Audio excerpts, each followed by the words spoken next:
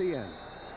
An overtime tie and a one-point win in the last play of regulation time have marked the first two contests, and a short return of a kickoff that almost bounced out of bounds gives the Lions the ball at their 33-yard line. Ricky Foggy has an opportunity now to carry on the momentum he had last game, moving the offensive team.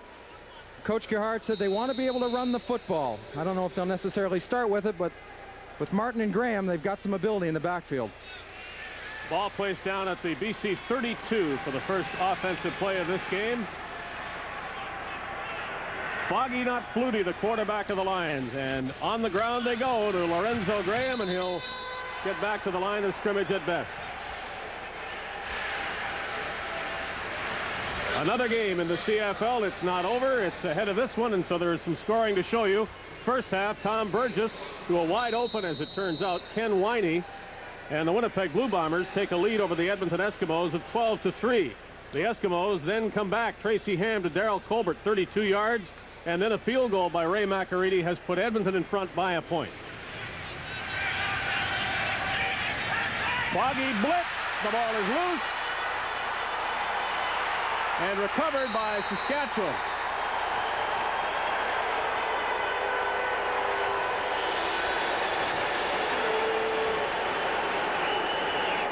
Saskatchewan coming off hard. Top of your screen, number 3, Larry Hogue to the back of Foggy. The running back steps up. He takes the linebacker that's coming in, so there is no one to help out Foggy. Had to read and make the read quickly and get rid of the football. Not only does he get the hit, but he gets the fumble as a result.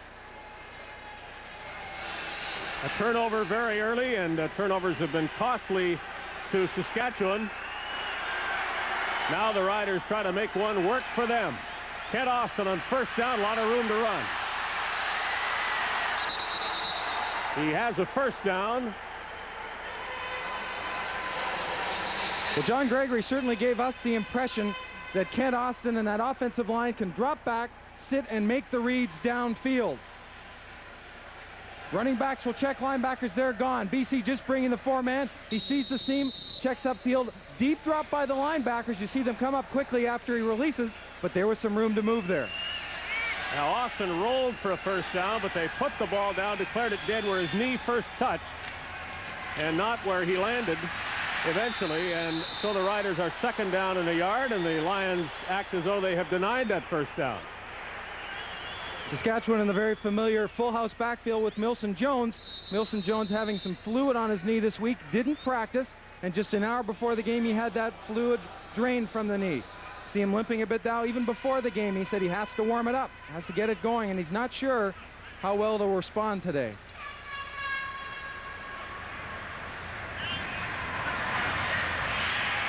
They get the first down that Austin thought he had initially, so just outside the 10-yard line, a yard and a half outside it. The Riders have a first down. Regular offense for John Gregory, and it's an offense that has not put the ball in the end zone nearly as much as Gregory would like. Only 2 touchdown passes have been thrown by the Riders. They've only reached the opposition's end zone 6 times in 3 games, and in this high-scoring league, that's not enough. Austin for Ray Elgard, and he is between 2 BC defenders for the touchdown.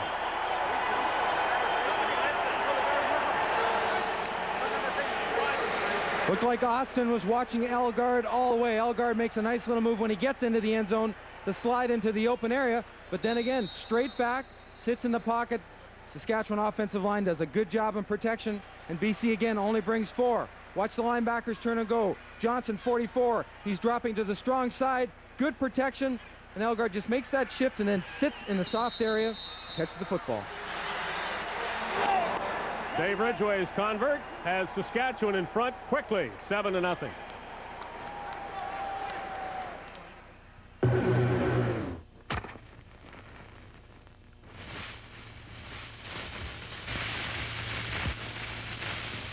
High prices on electronics? Majestic blows them away. Pow, pow, power sale.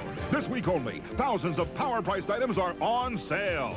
Get this remote control CD player with 20 program memory for just $169.95. Hurry, power sale ends Sunday. Majestic Electronics Superstores. The selection, the guarantee, the price. I'll sing and you fill in the words. Okay, King Waldorf. Happiness is... Splashy whale. Happiness is... Waving tail, it's sailing around and upside down. Happiness is... Marineland. All right, ready? Happiness is... A great big kiss. Happiness is... Being friends you miss. It's floating on air and the wind in your hair. Happiness is... Marineland.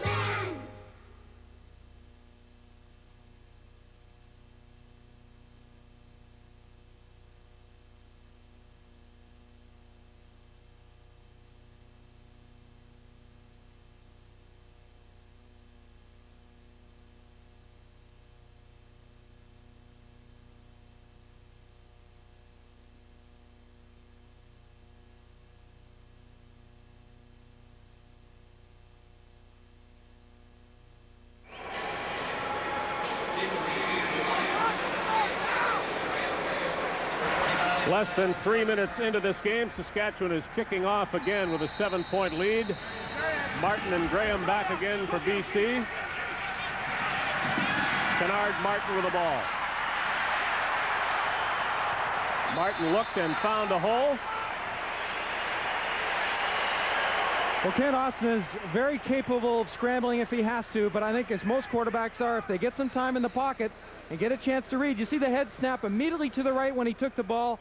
I think he saw something in the defense, was reading Elgard, and what he saw and thought was going to happen did happen. Riders have 3 touchdown passes this season. Ray Elgard has all 3. Woof. Chuck Klingbeil's territory is not invaded by Kennard Martin. The Lions trying to get a quick hitter or a gap, and there was not even the slightest hint of a gap. Watch the read in the middle. Klingbeil steps around the center, and boom. The man who can bench press 600 pounds. You put that whole BC Lion backfield together, he can lift them all. For a 2-yard loss that time.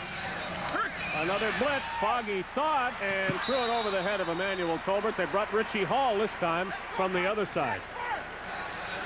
Well, those are things a quarterback has to be able to read. If they're going to bring a defensive back, be it strong or weak side, there has to be something else there. Someone else has to make a read to make the adjustment. Not only the quarterback, but the receiver too.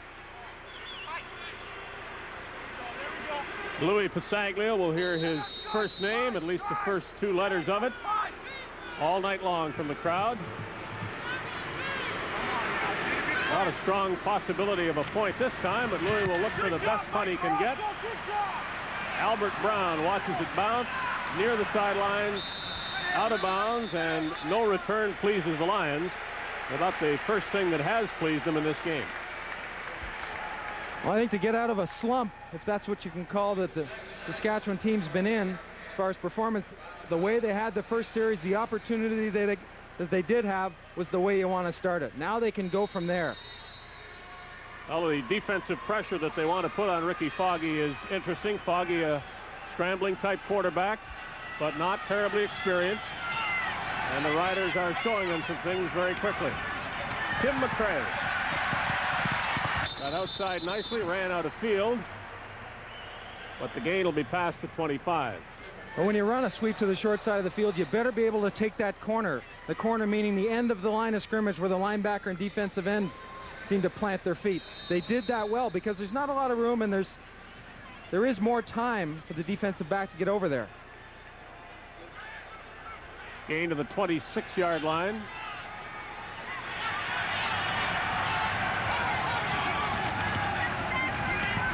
Austin threw it behind Elgard, but that didn't matter. He caught it for the first down, took a big hit. Ray Elgard has a history of good games in this stadium, and this may be another one.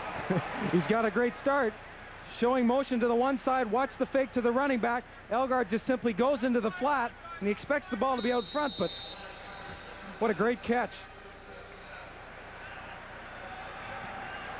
And no harm with the fumble out of bounds. The gain stands to the 37-yard line.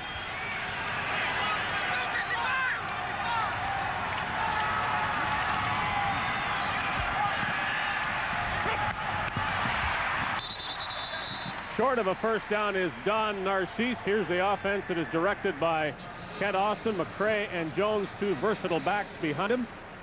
Mark Guy and Don Narcisse, the wide receivers. Ray Elgard, who's been prominent already, along with James Ellingson.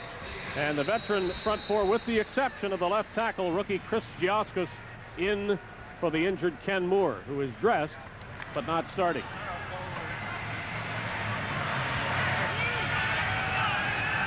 Second and a yard, just ahead of the 45. Jones gets the call and worked hard, perhaps, for the 1 yard.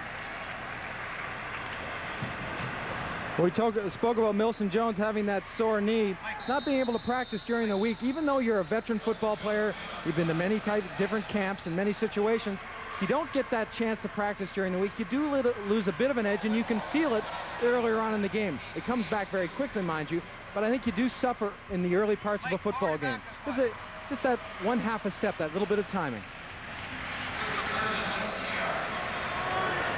The Riders thought they had the first down. They sent the receivers back on the field, but it is third down, and they're going to have to run again, and gamble they will on third down. Austin himself looked as though he took the snap a little late, and that almost helped him as the BC penetration got there and left some room for Austin. On defense for the Lions, Mark Gastineau starting again. Derek McCready had a couple of sacks last week. Willie Pless, a star every time out for these BC Lions. And in the secondary, a group that has great athletic talent, according to Saskatchewan coach John Gregory, and Larry Kuharich is happy to second that motion. Gastineau doesn't necessarily have to play every down in this game, as the designated import for BC is Jerry Beasley. Too high for Ellingson, and Mike Henry, who seems to be near the quarterback all the time, the best pressure man the Lions have, was right on top of Austin. At Sonoma State, Henry was a linebacker, so he always has shown great mobility and quickness, and he shows it there, having the rush to the inside, having to get rid of a couple of hands in the way, and then lunging right at the very end. And even that lunge will force the quarterback to throw the ball off time. There was absolutely no rush from Gastineau the other way. Reaching is Mark Guy, and he's got it for a first down, reaching in front of Norm Jefferson. Well, Jefferson's in a position behind Guy to make the tackle. If Guy comes back to the football as he does there, it's very difficult to cover. He'll come down, make the plant, watch him have to move to the football. This good adjustment downfield. Jefferson had to make the same adjustment as the receiver.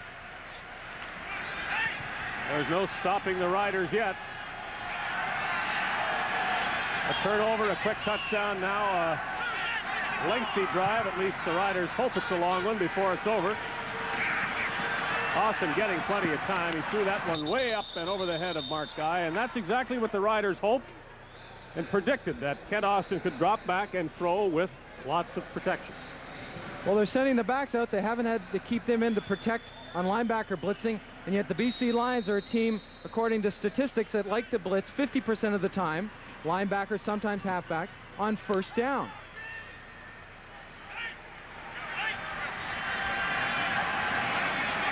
This is second down from the BC 47. And here they come. Austin sees it, throws it up top. Interference is going to be called on Willie Pless.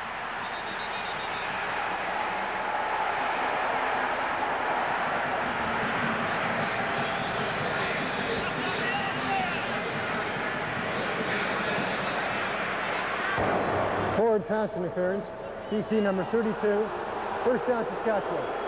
You try to get the matchups of the running backs on linebackers. Willie Pless is as good as any in the league to go and run with the running back.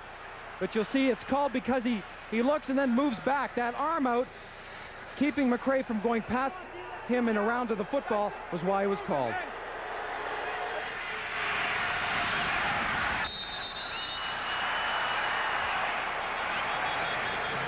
Not much along the ground at first down for the Riders. McCray carrying. Both Saskatchewan backs, meaning Milson Jones and McCray, have over 5 yards of carry coming into this game. And if you can get your running backs to average that and a pretty good workload during the year, your offensive line is doing a pretty good job for you.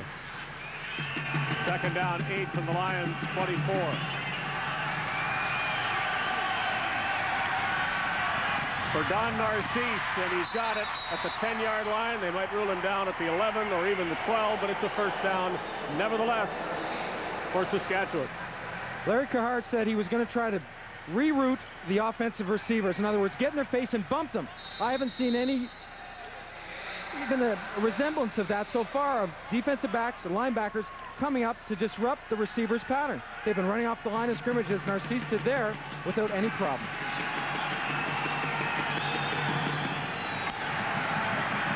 Off at a deep throw from Mark Guy. Jefferson diving. He had the best chance at it.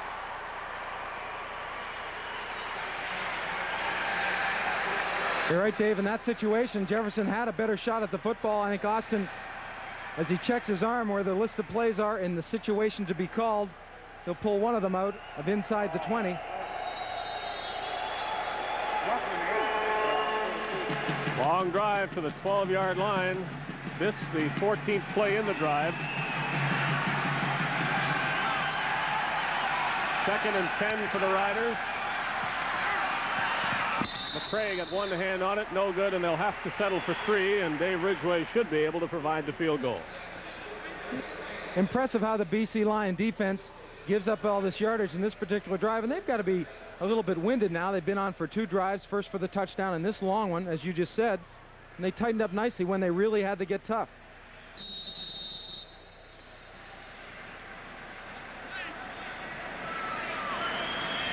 Ridgway is tied for the league lead with 12 field goals thus far. This would put him one ahead of Mark McLaughlin of Calgary. 19-yarder is good. And the Riders lead builds with 5:32 left. Saskatchewan leads by 10. You're watching Molson Canadian Football Network.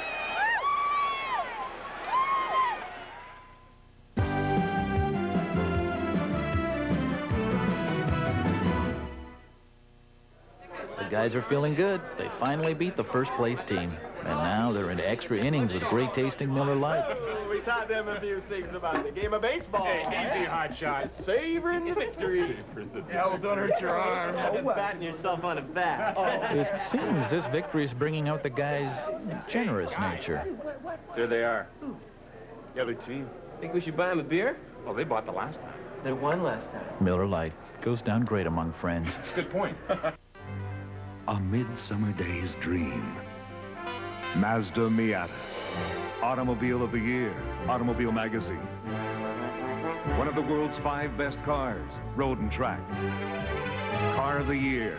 Modern Motor. The Dream is now available with automatic transmission. Optional removable snug fitting hardtop. Plus the best warranty in the business. Mazda Miata. It just feels right.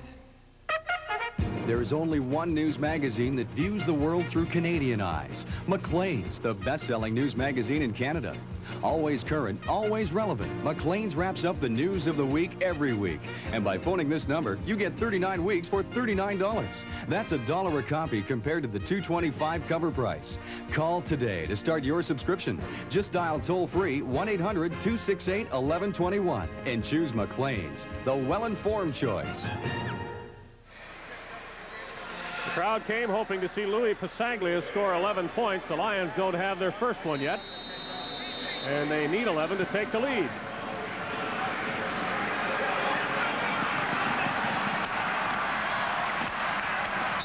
Martin reaching for his 35-yard line. Doug Flutie out of uniform. A pulled right pectoral muscle, which is that chest muscle, and they said he can throw the ball almost 80-90%, but if he had played tonight, there would have been a chance to re-injure it and even make the injury worse. He'll be calling the plays from the sidelines into this man, Ricky Foggy. Flutie hurt himself scoring a touchdown in last week's win over Winnipeg.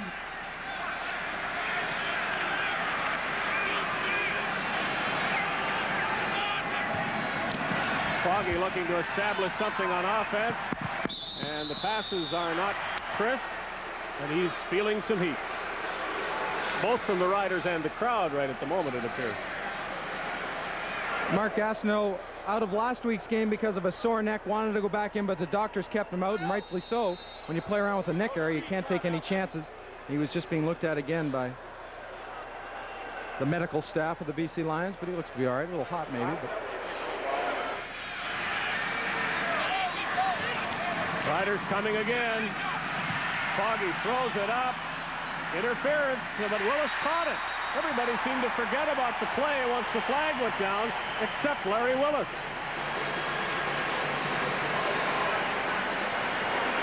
Well, I've heard of coming back for the football a couple of steps, but that was half a city block. He was on his way down the sidelines.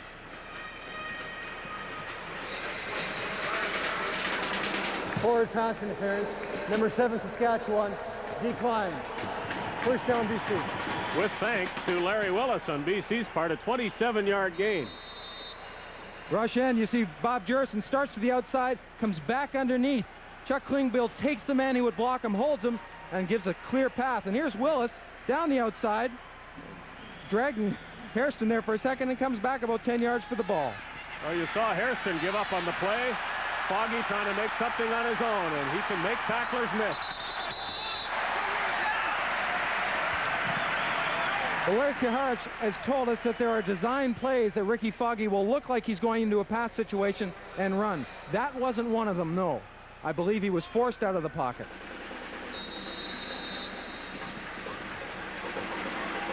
His gain to the Saskatchewan 42-yard line. It'll be second down 4.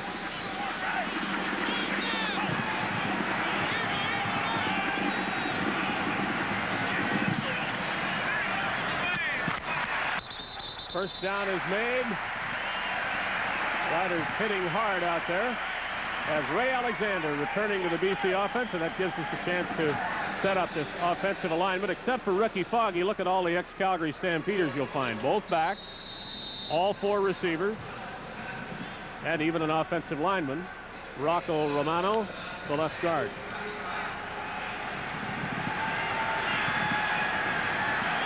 First down, Alexander to the 35-yard line of the Riders. The Lions try to establish the running game. Gary Lewis penning a big gain.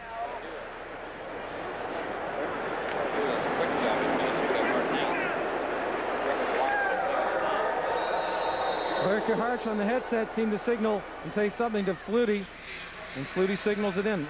What he called, I haven't got a clue, but watch and find out. On the 32-yard line. It may change. The guys on the sideline hope that isn't what they sent in.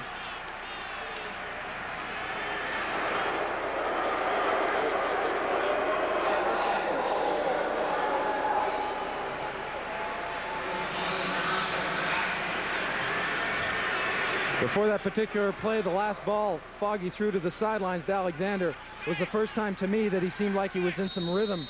He stepped and he threw with some authority.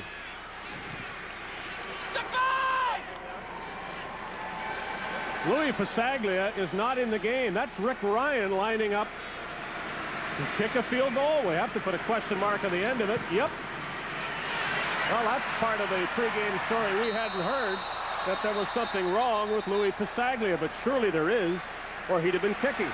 Well, we saw Ryan practicing before the game, but this is a strange one.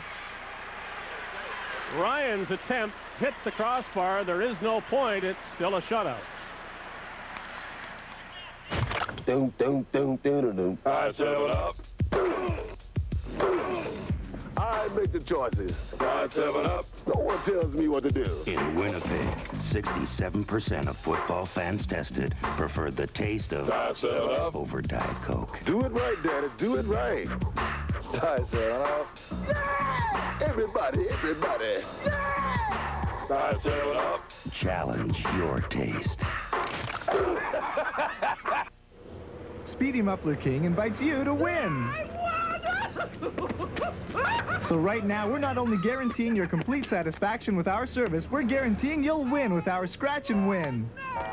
An automatic guaranteed win from $5 off to your entire job free on any Speedy service. Of course, a guaranteed win could prove a little overwhelming, but you'll adjust. Eventually. At Speedy, you're a somebody.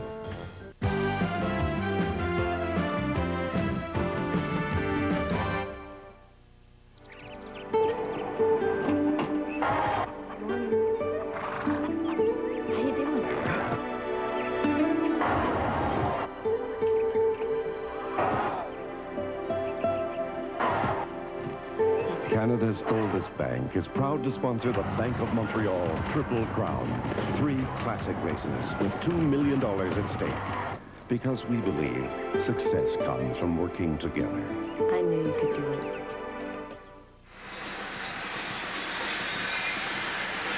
Well, we can guarantee you this. Dave Cutler's record will not be broken by Rick Ryan tonight. And Louis Pasaglia says he's going to kick in this game. But there is talk of a slight groin injury from the training staff. Anyway, still 10-0. Austin is taken down by Mike Henry. Austin might have gained a yard. Henry tries to get the crowd into the game. Well, not only the crowd, but the other 3 guys that are rushing the passer. This is the type of tenacity you need to go after a quarterback. Just because he goes and runs away from you doesn't mean you stop. Look at Henry. Told you he had quickness as he was a linebacker in college, but he shows you that quickness there. Elgard adds to his game. It's going to be close to a first down before the game. The national anthem, as usual. And we're going to let you hear how it sounded. We stand on guard for thee, oh Canada, we stand on guard for... I'd say eat your heart out, Roseanne, but it appears she's tried that already. The first down is made by the Saskatchewan Roughriders, Tim McRae. Great job by Willie Pletz. Oh, outstanding. I knew he could sing, but it takes a lot of nerve to get out in the field. Took the playbook home with him and the song sheet as well. Ellingson almost slipped the tackle of Ken Watson, got a first down anyway. The Lions in man coverage. Mark Guy, the wide receiver to that side of the field, took the defensive back Jefferson down, and Ellingson just simply came across the formation from the other side. Still no stopping the Saskatchewan offense. Austin, a wide open McRae is at the BC 45 and the 35 and closer to the 30. Riders running through this Lions defense and passing through it. McRae came into the game with 17 catches, number 2, just behind Don Narciso, who has 19, and we've told you that he likes to come out of the backfield. He's very effective out of the backfield. Here's how he gets there. Simply just moves up to the line slowly and gets out to the flat area. There's no one there. Linebacker to the inside. Here comes Visco 92 now, recovering on the play. But, boy, if you got a guy like that open, you throw him the football.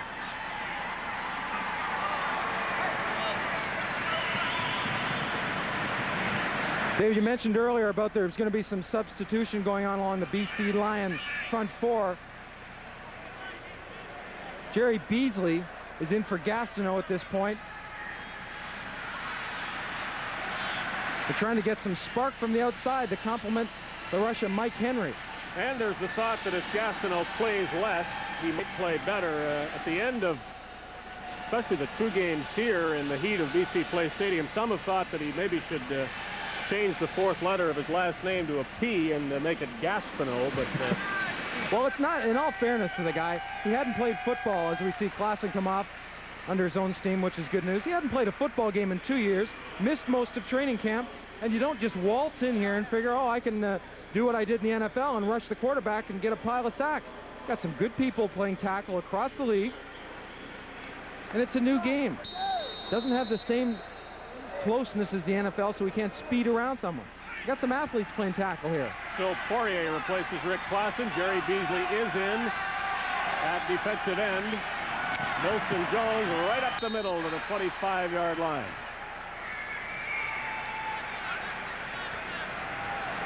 Jones again showing some signs of that sore left knee. He got 7 yards with it. It's 2nd and 3 from the 25 of the Lions. This should do it for the opening quarter that has been controlled by the Riders. McRae spinning and looking for those 3 yards. That'll do it for the first quarter. We'll tell you whether he made it or not momentarily.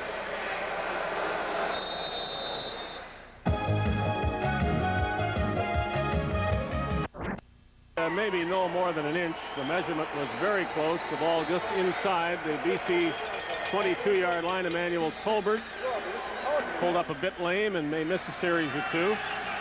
Here's the third down gamble, if you want to call it that. Austin has it, reaching for the 20-yard line, and the Riders' march continues to open the second quarter.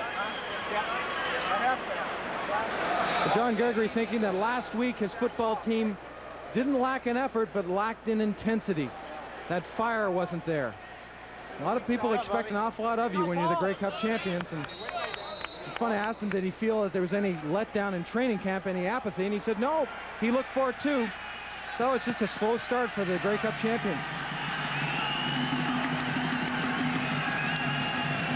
With the first down, Ken Austin looks for a bundle, and Elgard catches it inside the 5, goes out of bounds at the 4.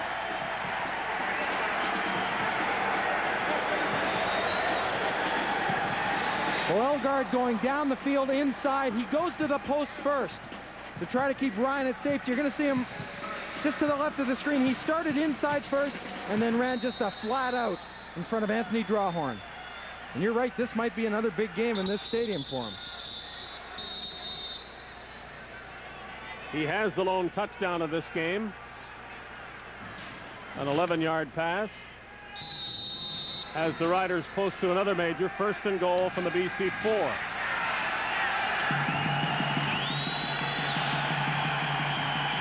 3 back, the third one being rookie Paul Bushy, who gets the handoff, and only a yard. There's a flag on the play.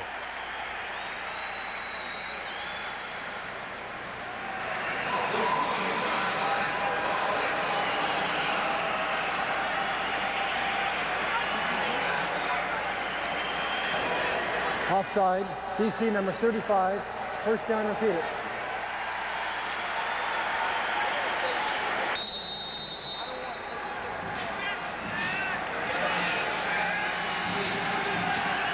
Now it's 2 yards to the end zone and still 3 cracks at it for the Riders. Jones dives to the goal line. They don't rule him over. Now they do.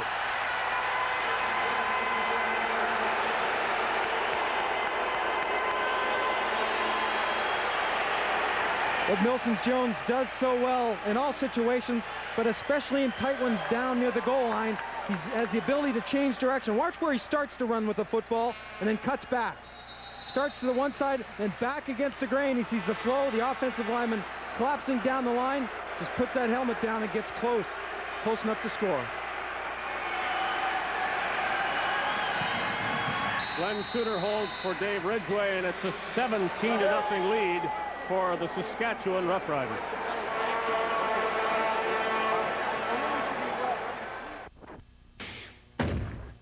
Winnipeg at Hamilton, August 15th. Buy a ticket.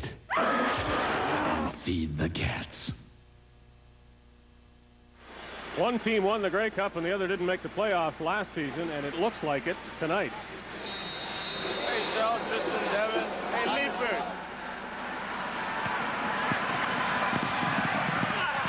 Martin, and there's a flag down. Kennard Martin fooled everybody by going up the sidelines when it didn't look as though there was room. He said to be one man, and he did exactly that.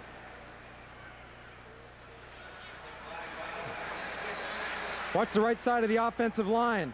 Folding and reaching to the one side. The BC line is pushed to that point. Visco's there at the point of impact, but Milson Jones just gets enough over the line to have a count. Hey, everybody. Gotta play a good game tonight. We're doing it. Leaford, your clothes fly. Adding to the Lions' woes, the penalty on the kickoff sets them back to the 16-yard line.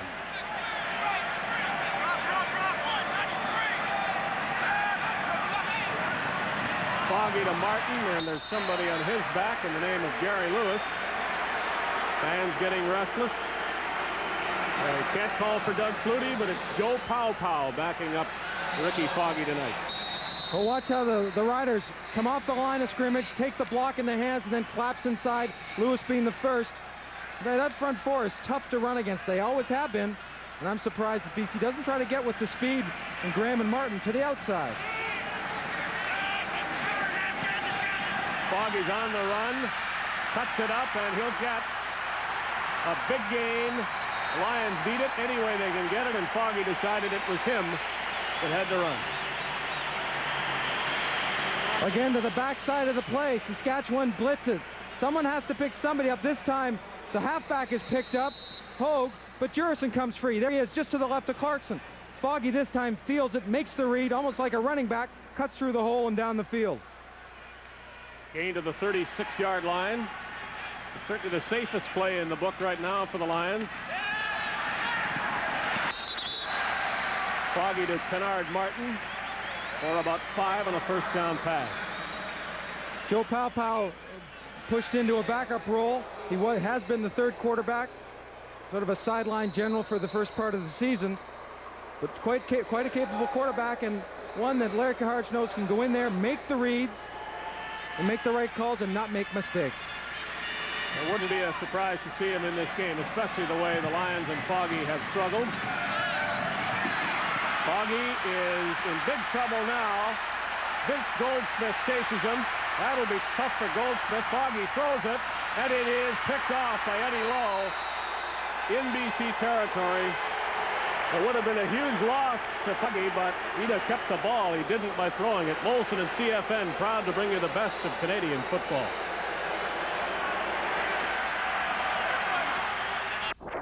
And 11 seconds left. Another turnover as Eddie Lowe picks off Rick Foggy.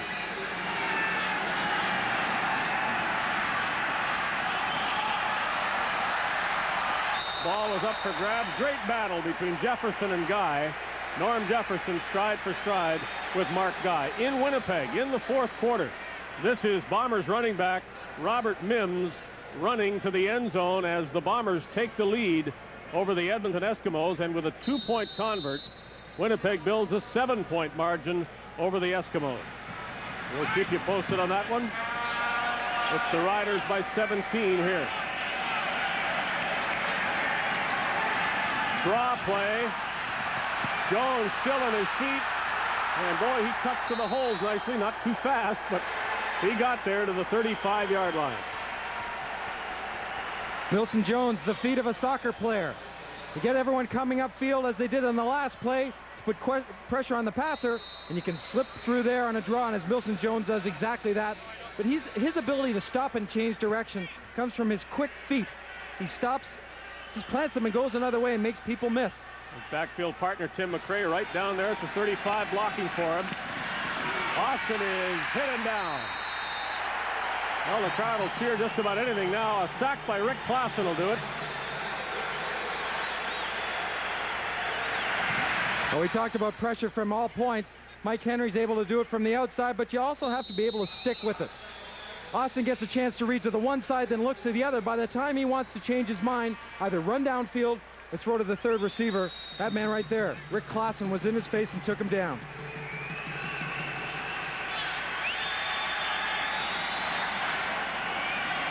Second and 16. Catch is made by Guy, but he is well short of the first down. Now he did not catch the ball. Well, a couple plays ago, we saw Norm Jefferson do a great job in coverage. Had to just stick with the receiver and then knock it just away in the last minute. And this time, another great job of coverage as Joe Paopao starts to warm up his right shoulder.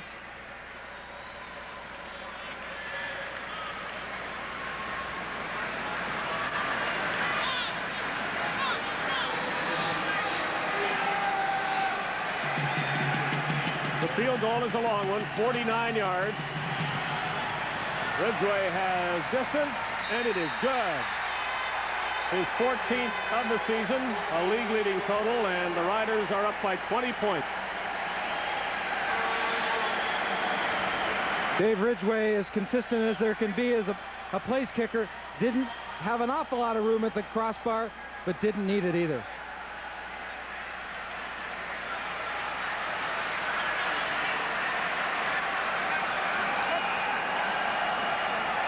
35-year-old Joe Paopao puts the helmet on. From assistant coach to third stringer to backup to the guy who takes the snap from center, and that's what he'll do now. Lions down 20 points midway through the second quarter. Scrimmage at their 35-yard line. Pow overthrows Jay Christensen. Larry Kaharich mentioned that if Pow had to relieve Ricky Foggy, regardless of what the reason might be, we might see some of that gone formation where the running backs are out, and it really forces the quarterback to make the right read quickly because of the different coverage situations. Well, as they get further behind here, the threat of a BC running game pretty well disappears, so having anybody in the backfield doesn't make a whole lot of sense except for pass protection. Pow didn't need at that time to hit Lorenzo Graham, who busts through a couple of tacklers. A yard shy of midfield for the first down. Well, we talked about earlier the ability that Graham and Martin give that offense of the BC Lions. Very similar to that of the Saskatchewan team. Get your backs out into the flat and up in the seams and get the football in their hands. Short drop by Pow, and he'll be dropped to the turf. A lot of pressure coming from the front four of the Riders. Gary Lewis that time. Well, the one thing you don't have to worry about with Joe Pow in this stage of his career is that he's going to be able to sprint out of there and get away from trouble.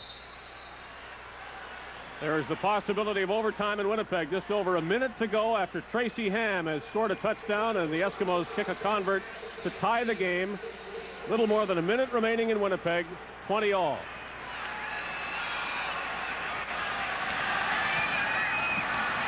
Pow pumped and had his arm knocked. He goes down. Where's the ball? They're going to rule a fumble.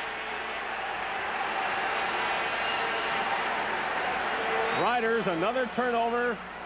And they have the football in scoring range once again. Dan Rasevich from Simon Fraser is healthy this year. Had to play partially injured and missed some games last year, 6 in total. Says he's happy, he's starting, and he's having some fun.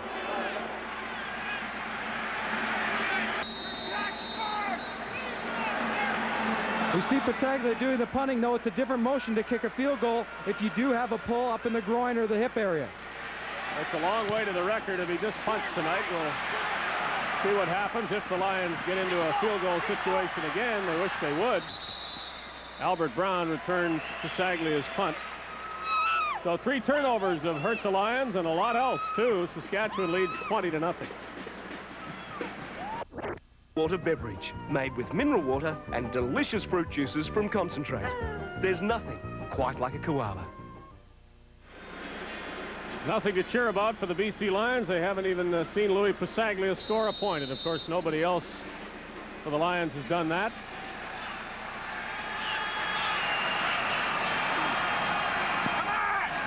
Austin sideline pass. Nice catch by Don Narcisse, diving and into BC territory to make that grab.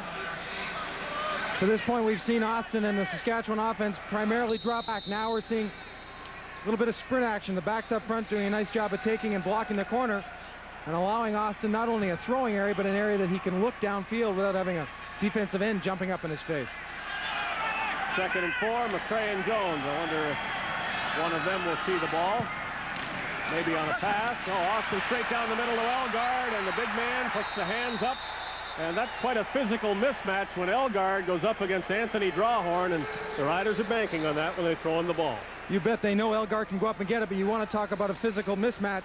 Watch the hit Austin has to take. He knows where he's throwing it right now, and he has to stand in there as Willie Pless puts that helmet perfectly in the chest, and Austin takes a pretty good shot. Elgard's catch near the 30-yard line. First down, Riders.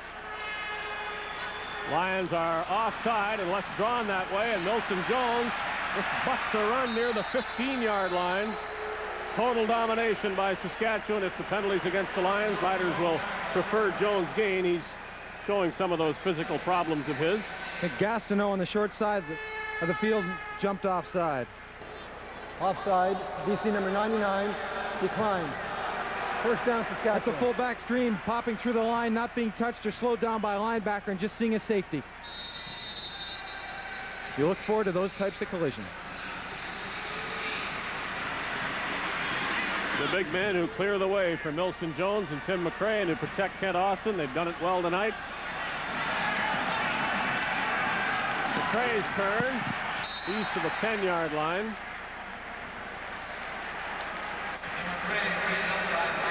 Watching Tim McRae, it almost looks like he's as comfortable going through the line forwards as he is sideways or backwards. He's got that ability to, when he's hit, to spin away from the contact and tuck that ball away and keep those legs going.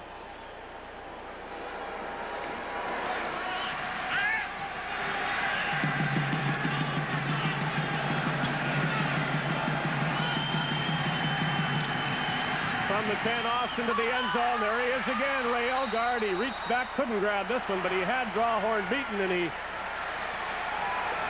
expresses disgust as Ray Elgard, kicking one of the orange pylons in the far corner of the end zone.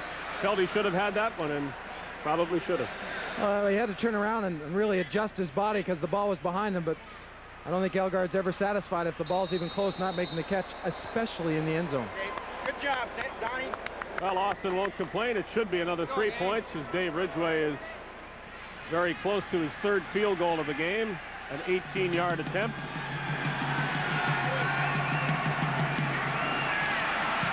Flags are down. And this will be interesting, of course, if it's against the Lions.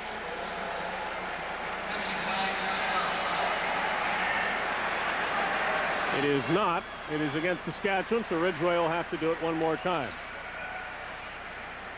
Well, Saskatchewan trying that move where they go up in the 2-point stance with their elbows on their knees and then jump quickly into a 3-point stance trying to draw. I missed that one. Yeah, you did. Try to draw the defense offside. This time they not only drew them offside, but they moved. Home, Saskatchewan line, third down repeater. The Saskatchewan line, not just one or two guys. Looked like it might have been some kind of attempt to bring the Lions offside, but it was declared illegal, so Ridgway lines up again. He's 5 yards further back, making a 23-yard effort. Shooter spotted it. It's good. It's 23-0 from the 23-yard line. John Gregory cannot be displeased at anything he's seen tonight. Last week in BC's 1-point win over the Winnipeg Blue Bombers, the Molson most valuable player was Lions linebacker Willie Pless. Fumble recovery in addition to that interception, and following this game we'll select another Molson MVP.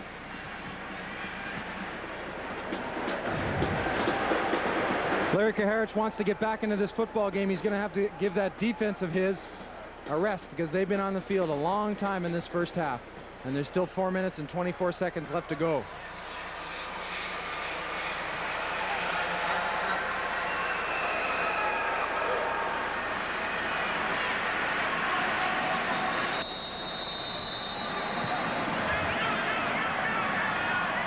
All the kicks go Kennard Martin's way. He'd like to go all the way with one and get the Lions going. He is stopped just shy of the 35-yard line. Well, the Winnipeg Blue Bombers lost last week's game by a point on a last play. Louis Pasaglia field goal, and Trevor Kennard thinks it's only justice that he gets a chance to beat the Edmonton Eskimos with 8 seconds on the clock, mind you. 32-yard effort, and Kennard is good, and the Winnipeg Blue Bombers have defeated the Edmonton Eskimos 23-20. Big crowd, happy crowd at Winnipeg Stadium. The Eskimos have lost 2 in a row. And the Bombers get some breathing room atop the CFL East with their third win in 4 starts. Powell, everything that arm has got, and Willis is interfered with. So there's the biggest gain of the night for the Lions.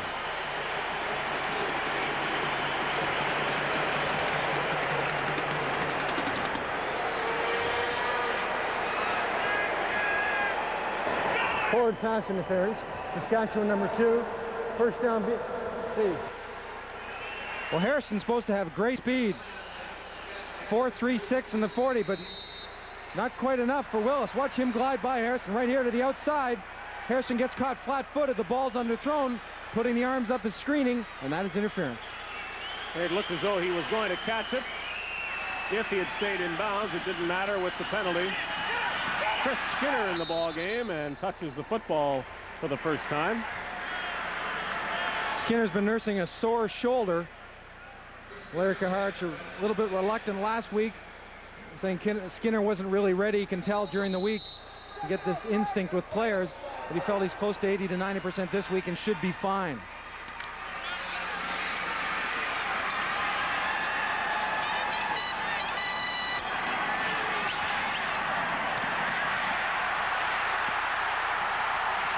Lorenzo Graham broke the initial tackle of Larry Hogue, was really mad at himself. He had that play beaten, but Graham just bounced off Hogue and ran it for a first down.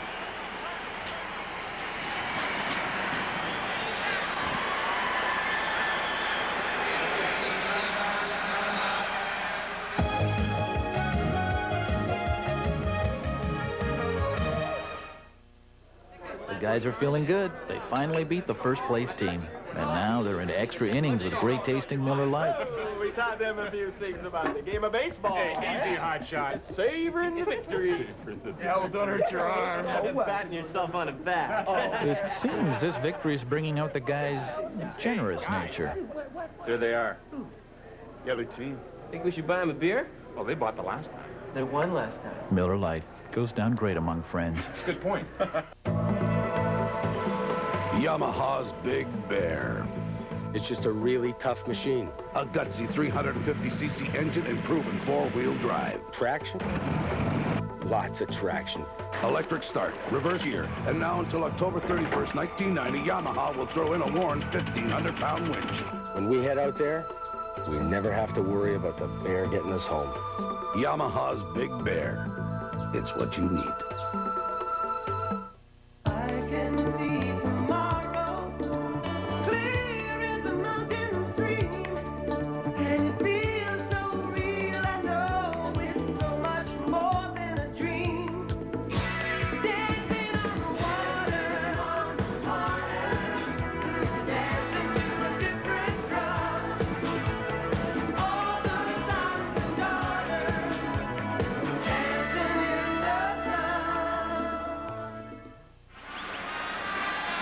The Lions threatening to score a touchdown for the first time in this game. They have first down at the 13-yard line. Larry Willis hurt his wrist on the play that produced the pass interference. Emmanuel Colbert has taken his place. Colbert had been on the limp earlier in the game. All sorts of movement as Chris Skinner is going to make sure it gets into the end zone once, whether it counts or not.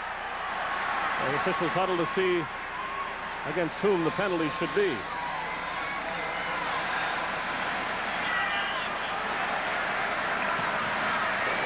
Offside, Saskatchewan number 42, first down repeated.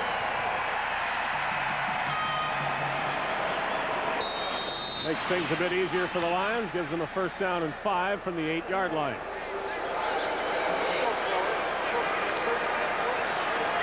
Joe Pow in relief of Rick Foggy. Pow, man wide open is Skinner for the touchdown.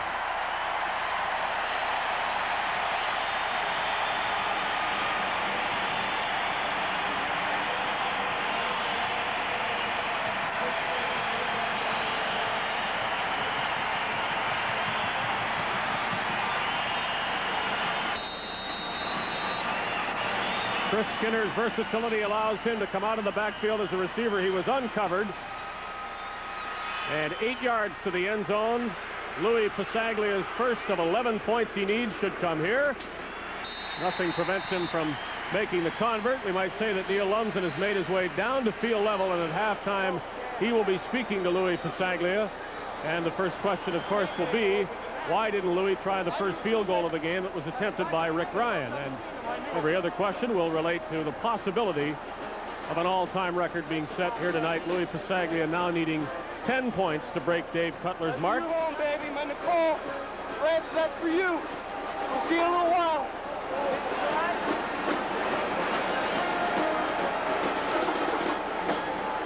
So a pass interference call against Stacey Hairston put the Lions into position. That got them 42 yards. And the last 8 by Chris Skinner. So here is Rick Ryan to kick off. And if you need any more evidence that Louis Pasaglia has some kind of injury, I'm not sure there is any more. This should prove it.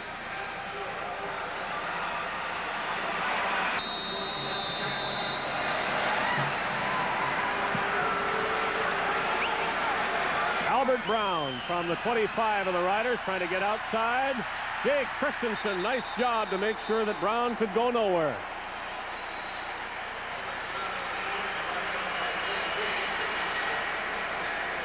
Well, at 35 years old, Joe Paopao knows defenses and can throw a pass like this. Chuck Klingbeil making him remember that there is a pass rush, but Paopao has his touchdown pass to Skinner.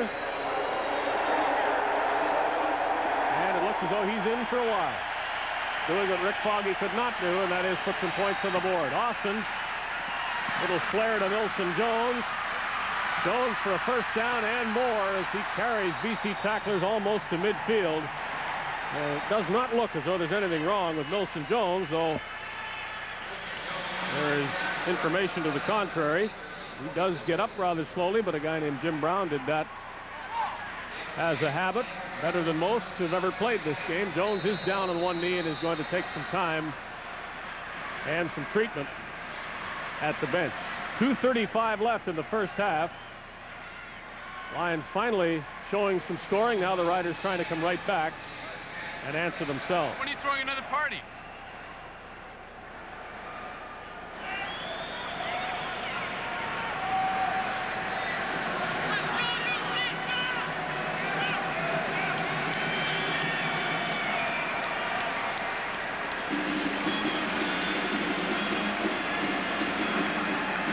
Well, as I say, his performance tonight doesn't indicate an injury, but he had one coming into the game, and it has now bothered him and sent him out of the game. His replacement is rookie Paul Bushy, Colgate University. First down, Riders, their own 54.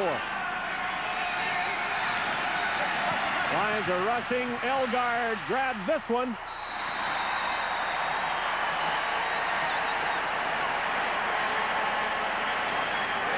.31-yard line, BC Lions first down as the big first half of Ray Elgard continues. 25-yard gain, and he's been much of the Saskatchewan pass attack. 6 catches, 73 yards, and a touchdown.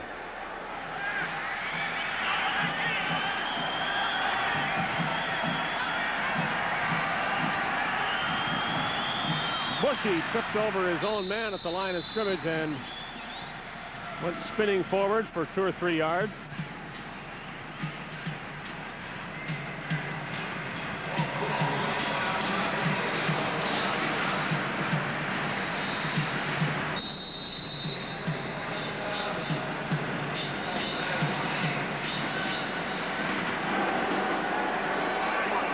Word from the Saskatchewan bench, Milson Jones has more football in him tonight. The knee is sore, but he's going to continue to play. Flag down. Narcisse trying to get it. He is beaten to it by Chris Major in the end zone. A lot of bumping there. The penalties against Saskatchewan, and there is no flag in the end zone, so it's going to stand as a interception for Chris Major. 25, decline. First down, BC. Another look as the flag comes down just as Kent Austin releases the ball. There you see it. And now what went on in the end zone, and Narcisse just couldn't get through Chris Major.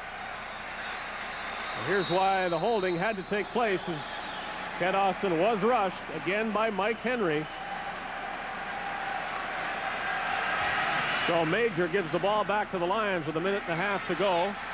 Ball at their 25-yard line, and everybody's gone from the backfield. That's what they call this formation, gone.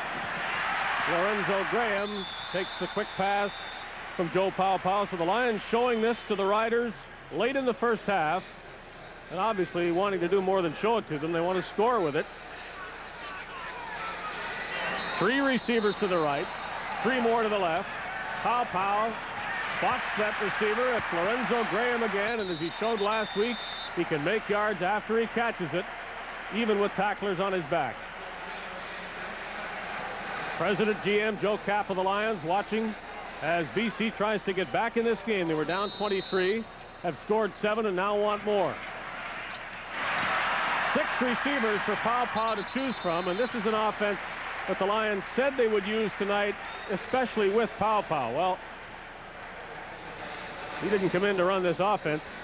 He came in because Foggy could not run any offense that the Lions had earlier. And now Pow continues to move the BC team. Short passes, that's all you're going to see from this offense.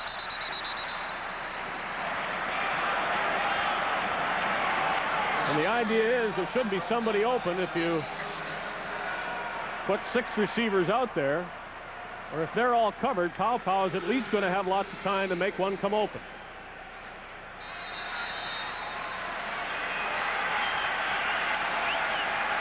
Short drop, look, and this time he's got to scramble. And he does that pretty well to the 50-yard line on 3rd down for a first down. Less than a minute to go, 56 seconds. The Lions call the signals without a huddle.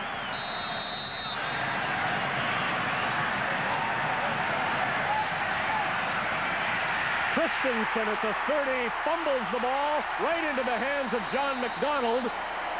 And the Lions retain the football and get a first down.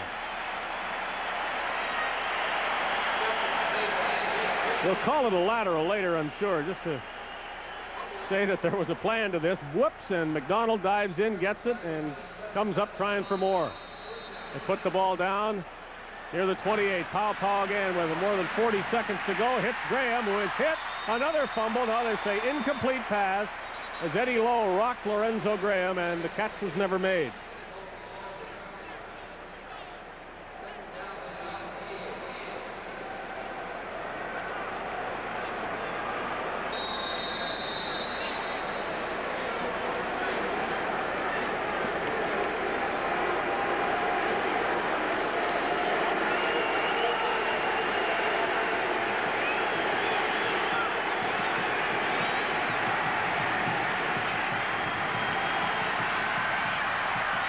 Willis inside the 5 with 32 seconds left.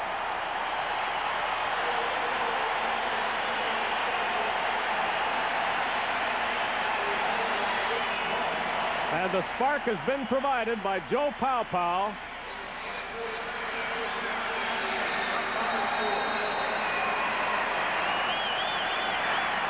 Clock moves 4 yards away from another touchdown of the BC Lions.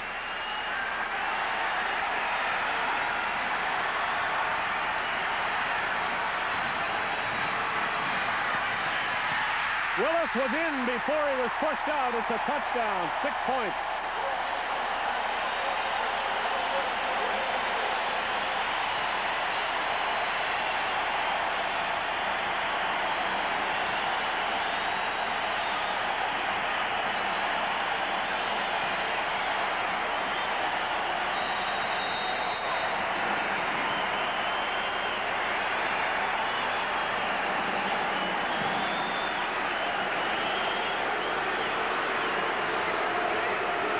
Louis Pasaglia now needs 9 points. That's 3 field goals, but you wonder if he's going to get a chance to kick a field goal. A look at Joe Pow looking one way and then throwing for the touchdown to Larry Willis. And he had the football in the end zone before he was pushed out by Stacey Harrison. There's a touchdown with control, 1 foot in, if not both feet. And the Lions are back in the game late in the first half.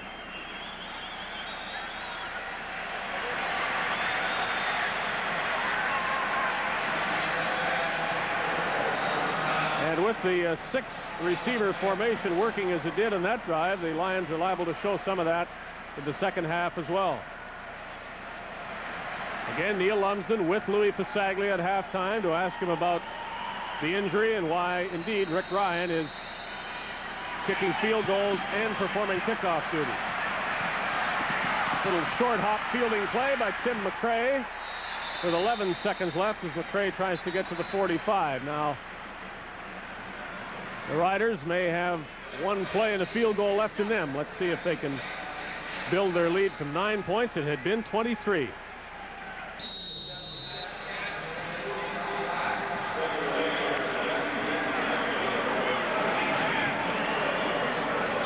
guy at the top of your screen, Don Narcisse at the bottom. They're the wide receivers. Elgard has been the favorite receiver as Austin goes from the shotgun. Sideline pass to Narcisse. He gets out of bounds a couple of yards into BC territory with 7 seconds left. So they will have a chance to try something like that again and then perhaps give Ridgeway a field goal attempt.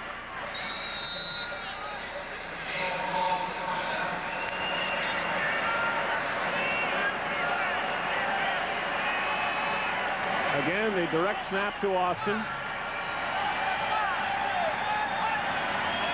7 seconds remaining. Another sideline pass. Narcisse is inbounds and quickly out. And Ridgeway is coming on with 3 seconds left.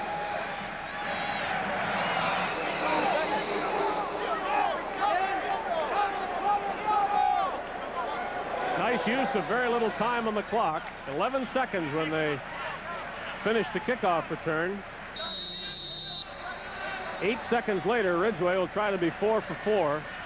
And he has made a 49-yarder. This will be a 48-yard try.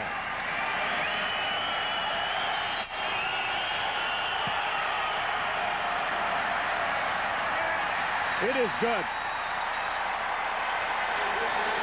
Automatic tonight. Dave Ridgeway makes it 26-14 at the half in favor of the defending Grey Cup champions.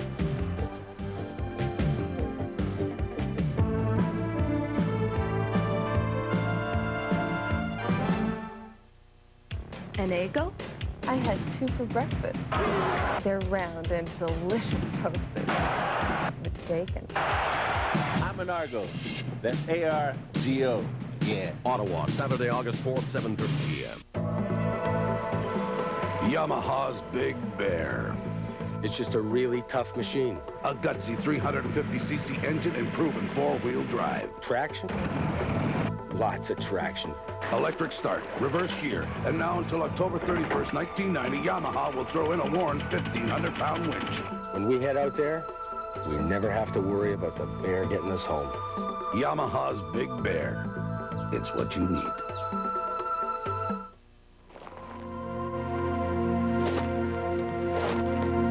Key 590. Unlock your memories.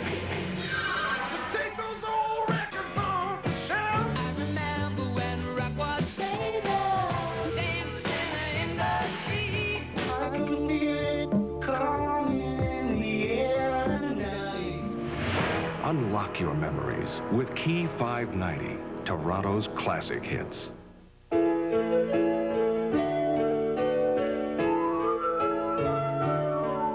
There's a promise in the sunshine.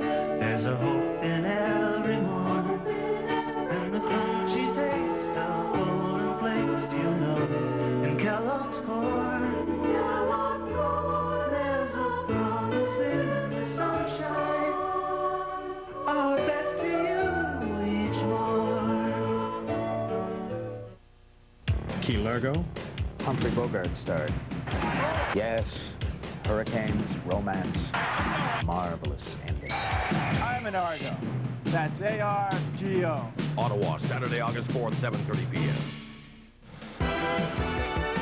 The Canadian Football Network is at BC Place Stadium. Saskatchewan leading by 12 at the half.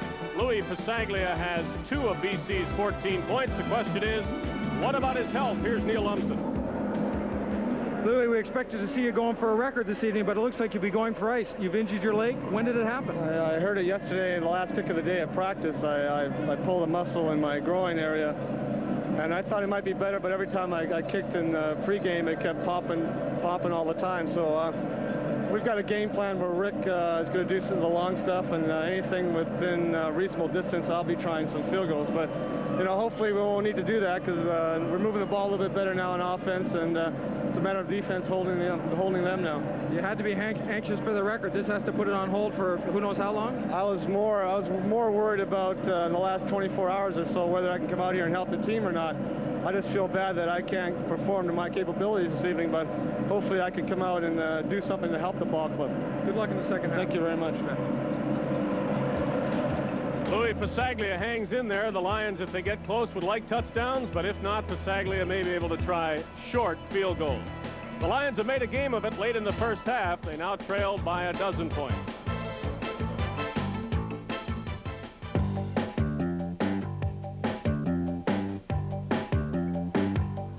The Ottawa Roughriders and the Toronto Argos had a war of words in the offseason and in the preseason, and they'll meet for the first time in the regular season Saturday on the Canadian Football Network, 7:30 Eastern Time to kick off at the Sky Dome as the Argos host the Ottawa Roughriders. Join us on the Canadian Football Network.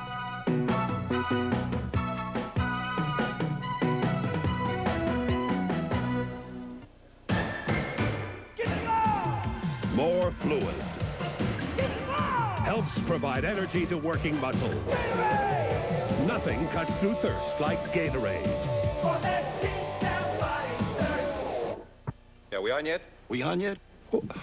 Jordan gets the ball. He drives down the left side of the fairway. Bo Jackson catches it at the wall and fires a bullet to McEnroe. Yes. Oh, my. And now a word from our sponsor. Nice shoes. Gretzky takes the puck up the ice and fires The back end out of the bunker for a home run. Score. Game, set, and touchdown. Nice shoes. And now, a word from our sponsor. Holy cow! These are the mean machines. Watch closely now and you will see. They can hurt you. They can cut you. These are the mean machines. This is Carl and Terry. Like many youngsters in the Champ program, they lost their limbs in accidents. That's why Champs say, whatever game you play, play safe. Play safe. More fluid. Helps provide energy to working muscles. Nothing cuts through thirst like Gatorade. Tilden Rent-A-Car is pleased to provide vehicles to the CFL when traveling across Canada. Tilden offers special weekend rates on fine new GM cars like the Chevy Cavalier. Be confident you have the best Tilden.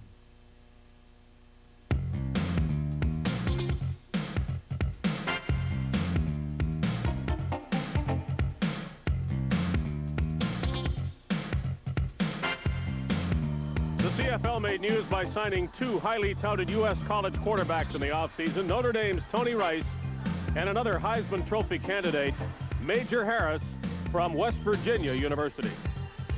Canadian pros offered me a chance to come here and improve my skills and try to perform here. They didn't give me no definite time like when I be playing, just kind of everything works out right. But just by being here, I've learned a lot of things and it's pretty fun. Tony Rice was chosen American College Player of the Year by the Football News. In 4 years at Notre Dame, he posted a 28-3 record as a starter, 23 of the wins in succession, but his CFL debut has yet to happen. I'm not ready to start yet, but my day will come. And by sitting on the bench a couple years, or maybe one or two, pretty good, but then that third year, yeah, I want to play. Major Harris doesn't look quite the same as Tony Rice. In fact, he's not like many quarterbacks because of the way he's built. 6'1", 220 pounds plus, more like a fullback or linebacker, and he can play like that if he has to. Major Harris and Tony Rice both in the stadium tonight. He seems pretty patient, waiting for his chance. Are you? Yeah, I'm patient. You know, it's a lot to learn coming up to a new country and a new type of offense and stuff like that. It's just, you just got to wait your turn. Well, tell me what you think of this game. Obviously, it's exciting. You have to be pleased by what you've seen on the field. Yeah, I'm pleased by what I've seen on the field. It's a different game. You only got 2 downs to make 10 yards. So I think, you know, being that I play down in the States, it's a big adjustment in itself by just having 2 downs to get 10 yards. But, you know, I just got to go out there every day, work hard, and just see what happens. It looks as though some pass rushers are going to bounce off you. Are you going to welcome the chance to run the ball here, or would you like to be more of a drop-back thrower? Well, I think with the addition of running, I think that, you know, an added bonus to a team. I think by me being big and strong like I am, I think I can, you know, go out there and run like a halfback. You're at the Raiders camp. Any regrets that that didn't work out and that you're here?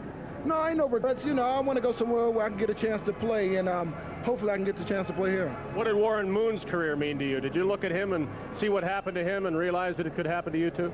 No, I really don't look at other people's careers because, you know, they all different people. You know, I just worry about what I can do out on the field. I mean, it was great what Warren Moon did, come up here, I think, for 5 years and accomplish what he did, then went back down to playing the pros. And, you know, that's Warren Moon. I really can't dwell on what he did. I got to worry about what I'm going to do. Hey, you can play here till you're 35 and play well with Joe Paopao out here tonight. Yeah, I mean, I think Joe Paopao, he's a great player. He taught me a lot. He played up here for a long time, and, you know, he kind of took me under his wing and showed me a lot of different things. Just one more guy you got to beat out here, but I think that that might happen in the future. Major, all the best. Good luck to you. Thank you. Major Harris of the BC Lions, who are back in this game thanks to Joe Paopao's quarterbacking. Saskatchewan 26, BC 14 at the half.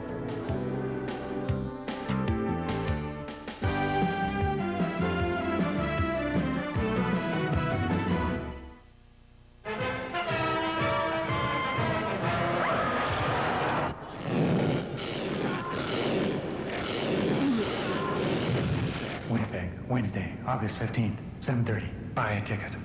Feed the cats. New this fall on CHCH-TV. At 4, it's the head-over-heels comedy of bizarre, sophisticated humor that's right on the nose. Then at 4:30, zoom in on the comedy antics of Mama's Family. We're just doing dirty dancing. And Grease fire! Grease fire! Alf's really hot. Thank you! Thank you very much! It's good to be back! It's a comedy triple bill this fall on CHCH-TV. Yamaha's Big Bear. It's just a really tough machine. A gutsy 350cc engine and proven four-wheel drive. Traction? Lots of traction. Electric start, reverse gear, and now until October 31st, 1990, Yamaha will throw in a Warren 1,500-pound winch.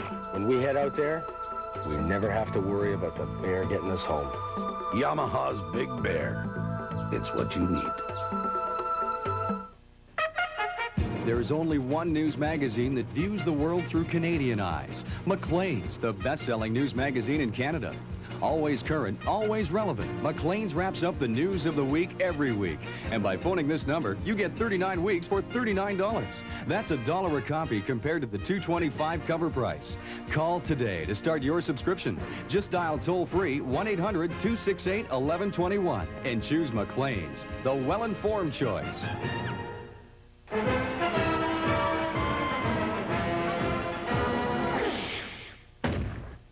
Winnipeg at Hamilton, August 15th. Buy a ticket. Feed the cats. At one point, it was 23 points for Saskatchewan and none for the BC Lions, but it's a football game at halftime. The Lions have come back. Some of the action of the first 30 minutes. Tonight, Dave only reached the opposition's end zone 6 times in 3 games, and in this high-scoring league, that's not enough. Austin for Ray Elgard, and Joe Paopao in relief of Rick Foggy. Paopao, man wide open, is Skinner for the touchdown.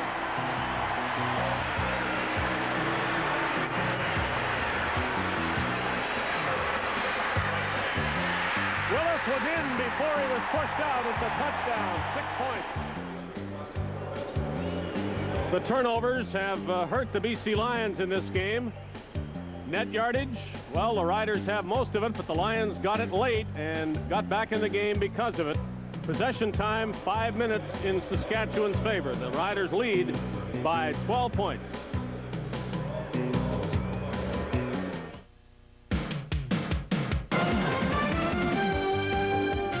Tonight's CFN game is an exclusive presentation of Miller Lite.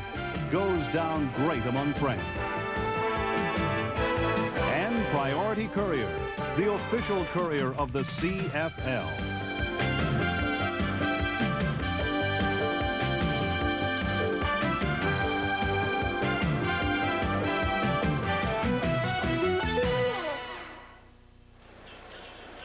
Well, the Saskatchewan Roughriders had it all their way, one is tempted to say, until Joe Paopao entered the game, and you got to have 2 quarterbacks. That is the theory, and I guess this proves it.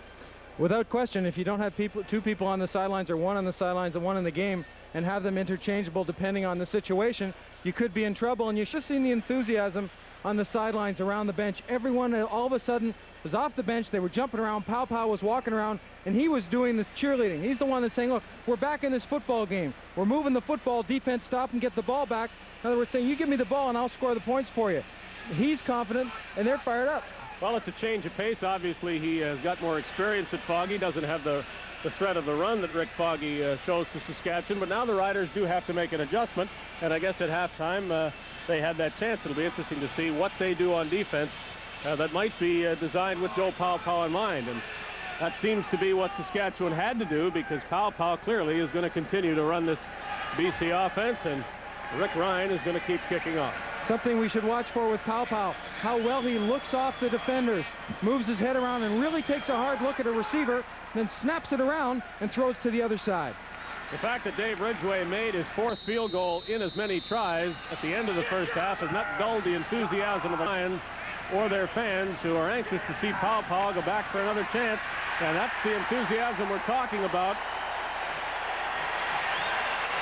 No name on the back of number 77, but we're told it's Carl Coulter. Well, that'll get you off with a bang. Obviously, the special teams are this specific unit. Kept that pump up from the half, and now are making Saskatchewan start not in a position they've been used to in the first half, in their own end.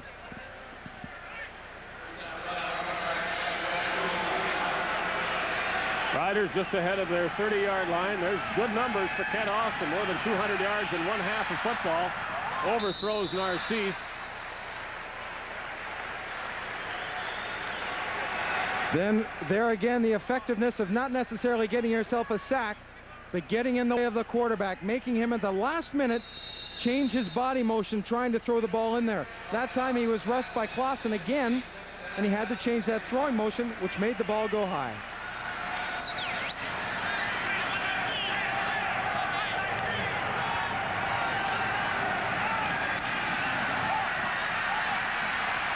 Down the middle for Ellingson, and James Ellingson has the ball, and a first down near the 50-yard line. They'll put him down about the 48. Well, if there was any concern about protecting the quarterback with rookie Chris Giaskis in at left tackle, I think they can put those concerns aside. Ellingson had plenty of time. Watch the offensive line, how they form a pocket. They only have to take on 4, but the switching off. Good job by Giaskis on the left side, riding the end well past the quarterback, so Austin didn't have to deal with him. That was Mark Gastineau that Giaskis sent for that ride. McCray and the gang tackling of the Lions is evident there.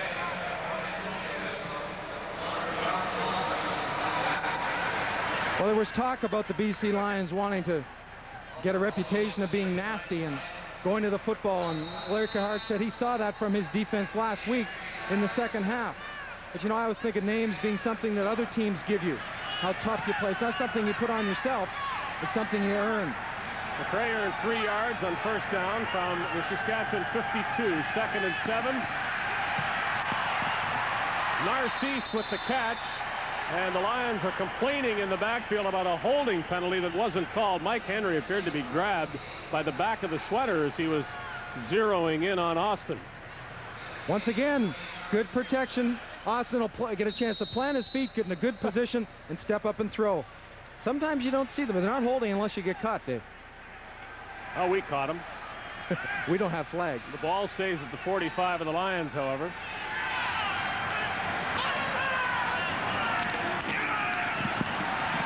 Jones to the 40.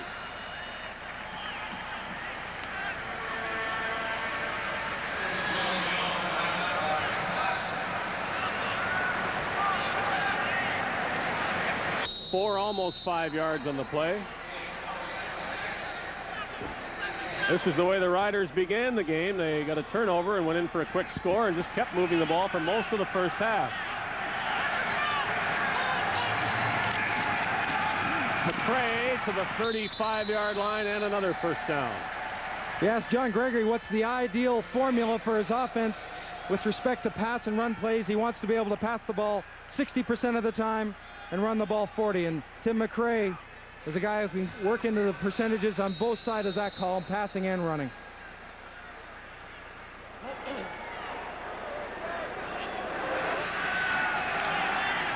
From the 34-yard line of the Lions, first down, Saskatchewan.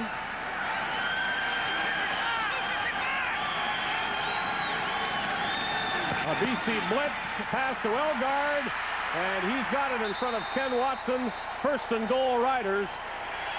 And that pass just seems to be there all night long. Well, and it also seems on a couple of occasions, and specifically this one, that Austin changes the play at the line of scrimmage. Semi-roll, he throws back, the middle's open because Ryan vacates the middle in a different coverage. And with that middle open, this guy's licking his lips. Breaks, takes him to the outside to try to get him to turn his shoulders.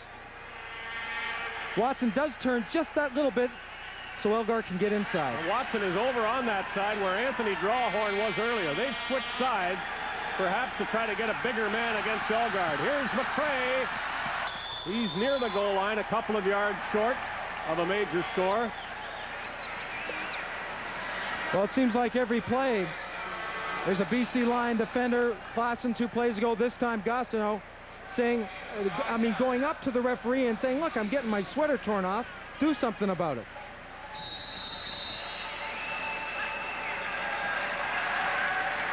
Second down and about 1.5 yards for a Saskatchewan touchdown. Riders trying to re-exert control of this game. McCray didn't get in. Now what on third down? Austin is already voting to go for it on the field. John Gregory will make the final decision. It'll be 3rd and 1 yard.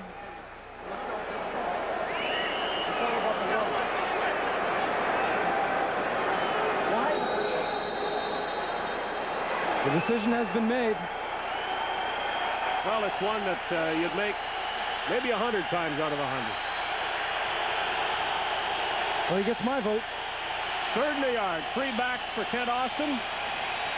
McCray takes it and did not get in. Huge lift for the Lions. It'll be interesting to see psychologically what this means to the game. Kent Austin wanted to go, but Willie Pless and the Lions wouldn't let him score.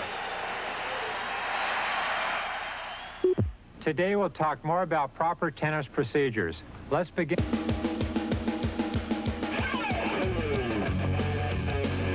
Never try to hit too hard. In tennis, conservative attire is a must. Avoid overexcitement.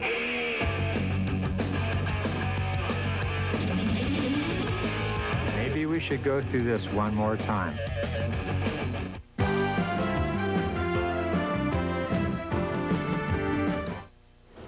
Speedy Muffler King invites you to win. So right now, we're not only guaranteeing your complete satisfaction with our service, we're guaranteeing you'll win with our Scratch and Win. An automatic guaranteed win from $5 off to your entire job free on any Speedy service. Somebody! Of course, a guaranteed win could prove a little overwhelming, but you'll adjust. Eventually. At Speedy, you're a somebody. Could you imagine anything more exciting?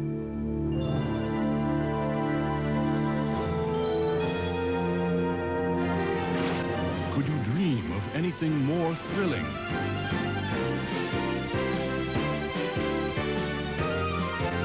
Could you experience anything more touching?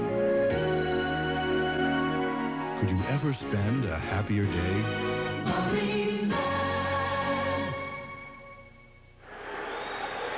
Win the battle on the line. You see 96 Henry. He was able to straighten up the offensive lineman, Lewis, and then it allows the defense to converge, and converge they did.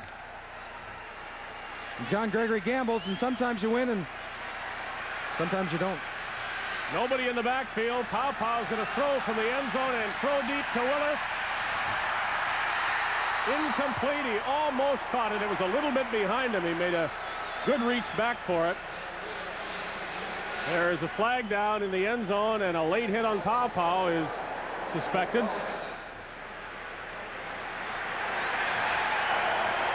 Major foul, roughing the passer, 79 Saskatchewan, first down BC.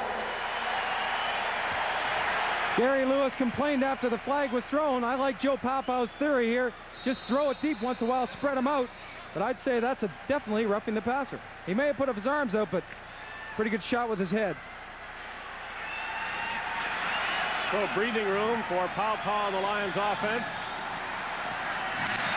Graham out of the backfield ahead of the 20-yard line. The Riders sticking it to him. You know, back on the third down gamble, an interesting call in that handoff from Austin to Tim McRae was made about the 5-yard line. They scrimmaged it at the 1, and they make themselves go and get 5 yards on third down when all you need is 1. And normally it's a position that Milson Jones is in, not Tim McRae. What it was a change of play. They wanted to make it look like they were going to hit up in there and then bounce it outside. Second down, BC. Pow Pow for Alexander. It's intercepted. This is Albert Brown with great speed, looking for blocking help. He's at the 30, and he'll get out of bounds without a hit. Another turnover plaguing the Lions in the first half. A return to the turnover in the second half. You're watching Molson Canadian Football Network.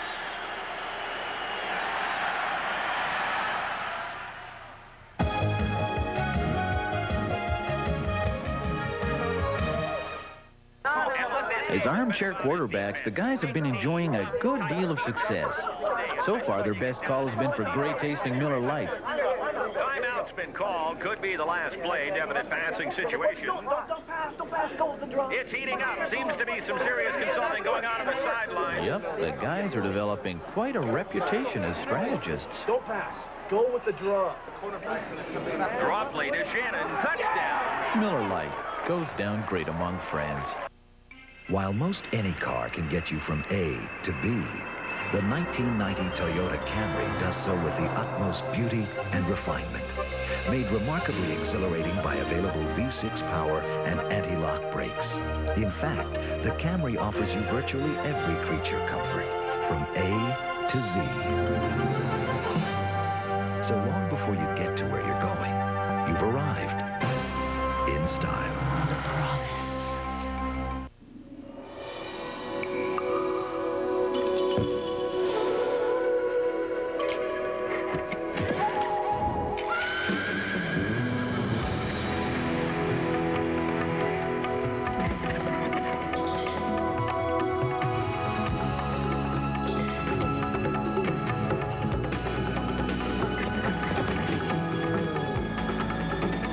Breakaway with Formula Shell Gold.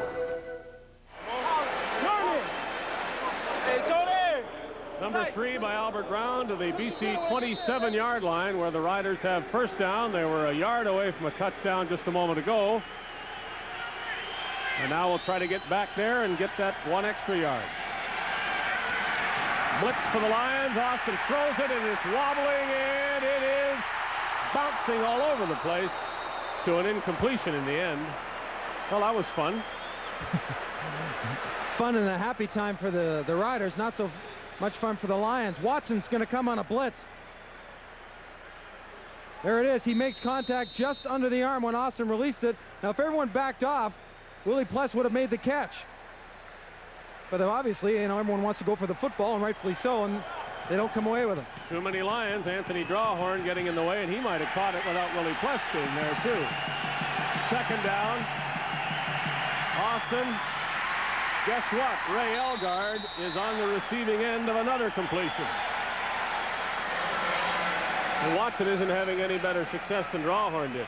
Well, it's tough when you have to play off a guy with Elgard's size. He's got good quickness on his break. This time Ryan is still in the safety spot, but he's deeper. So all Elgard does is he breaks off earlier. He makes the adjustment in the pattern. The ball some more quickly. Ends up being a great play. Riders from the Lions 12. Corner Narcisse. He has almost got it. A great try by Don Narcisse, reaching around Chris Major. Austin just lacking a bit of zip on some of these passes. He's had chances to complete them. Elgard in the same spot earlier. I think, in fairness, Austin's trying to drop that into a hole and let Narcisse go get it. Major had good coverage taking away anything right initially. So you throw it to an area and see if Narcisse can get underneath it. Almost. 2nd and 10 from the 12.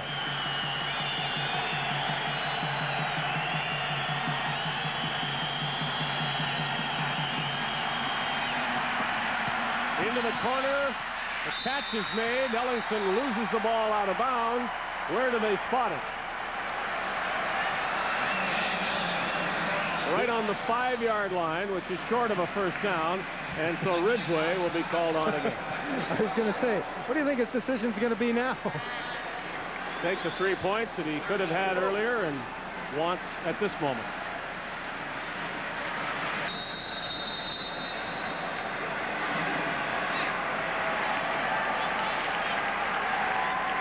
Ridgway has made 4 in a row, a couple of long ones from 48 and 49 yards, and this is about as short as they get. He's 12 yards out. Good. 29-14 as Saskatchewan builds a lead of 15 points.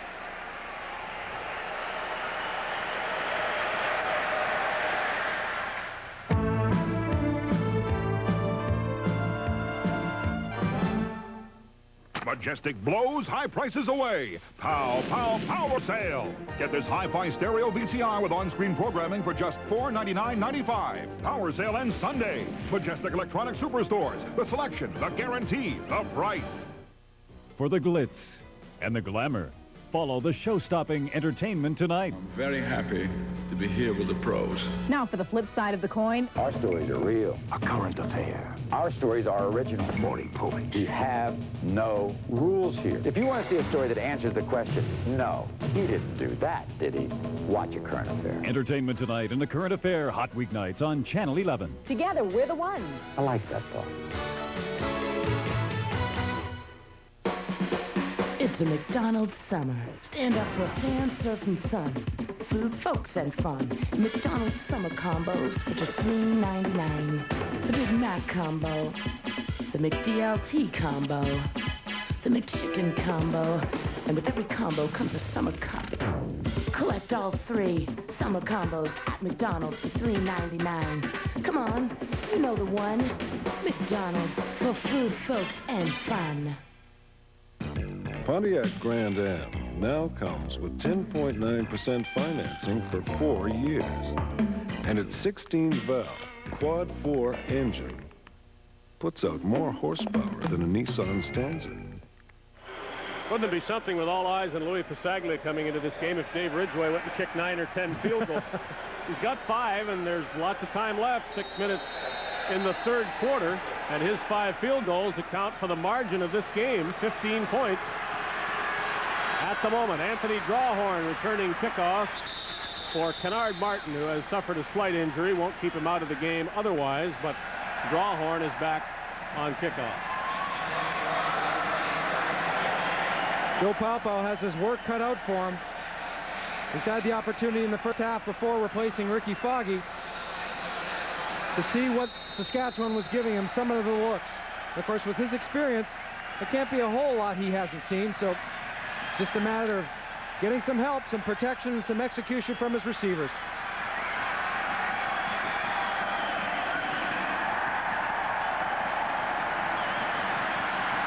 Paopao to Lorenzo Graham, who starts out as the lone back behind Paopao and then runs out to catch passes like that. It's been one of the better plays for the Lions, especially since Paopao has come into the game. The Lions started with Graham and Kennard Martin in the backfield. Martin's out with an ankle injury. There you see Paopao hasn't thrown many incompletions. The interception that he threw in the third quarter is one he'd like to forget. It led to Dave Ridgway's 5th field goal. Here comes the Saskatchewan blitz. Paopao throws it while going down. Willis, who's got it? Lions on a bit of a tip at the 45. John McDonald does it again. Boy, you throw it to the other guys, he'll catch him. Oh, what a tremendous effort by Joe Paopao. He's got Suter blitzing the linebackers. You get a chance to see what he has to deal with. He pushes away, trying to get Goldsmith off him, and just gets the ball up. Willis tries to come to it, and you're going to see right here, Willis cuts his pattern short, makes a heck of an effort. McDonald just plays center field, diving catch. Stacey Hairston is down. A good play by the Saskatchewan defender to bat the ball away from Willis, but he batted it right to John McDonald, who has come down with 2 balls roughly that way. One out of Jay Christensen's hands.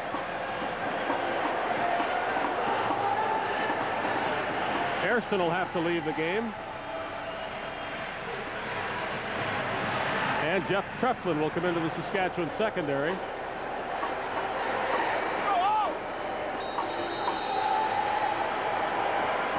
Probable adjustment is putting Larry Hogue out back in the corner where Hairston is, and putting Treflin in at the halfback spot where Hogue was.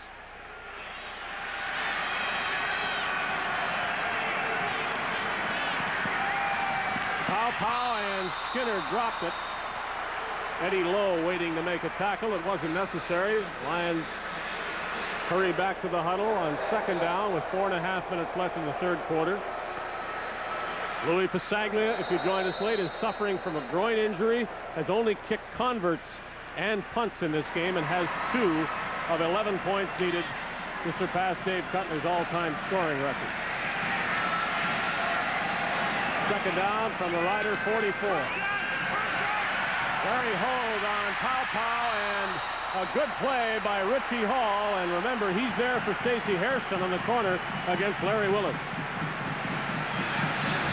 Once again, Pow with his back exposed gets Hogue from the left side. Just as he gets ready to throw the ball, Skinner steps up to take one man, but you can't block them both. It was still the pass he wanted to throw, though. Look at this play by Richie Hall. Great play from the corner, my mistake. Richie Hall went to the corner and Hogue went to the halfback spot. And look at this, third down and no punt, no field goal. It'll be a pass, I think. Pow on third down, throws it, and it is caught.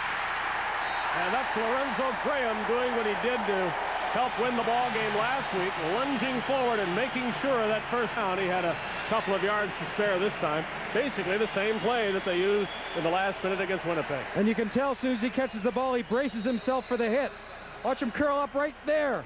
Gets himself going forward so he can take on a hit and still maintain some momentum. So if he happens to be a yard or so short, he can fall for that first down. Looks like Graham knows exactly where the yardstick is every time he catches the ball. Everybody out of the backfield. Pow throws it up. Flag down. Alexander is the intended receiver. The Riders are complaining that the defender is entitled to the ground he's running on, and that Alexander was trying to go through the defender. And I think Alexander is going against Saskatchewan. And I think Alexander made that decision when he saw the ball overthrown. Forward pass interference. Saskatchewan number 7. First down, BC. I don't think there's any question that Alexander knew that he had to make a choice. He couldn't go for the ball, so he tries to run into the defender. Right there. First reaction is he looks at the referee to see if his ploy worked. And it did. First and goal from the 5. Pow gives it to Graham, and he'll get a yard to the 4. Interesting time for a running play, and not an orthodox one at that. 33 Kansas!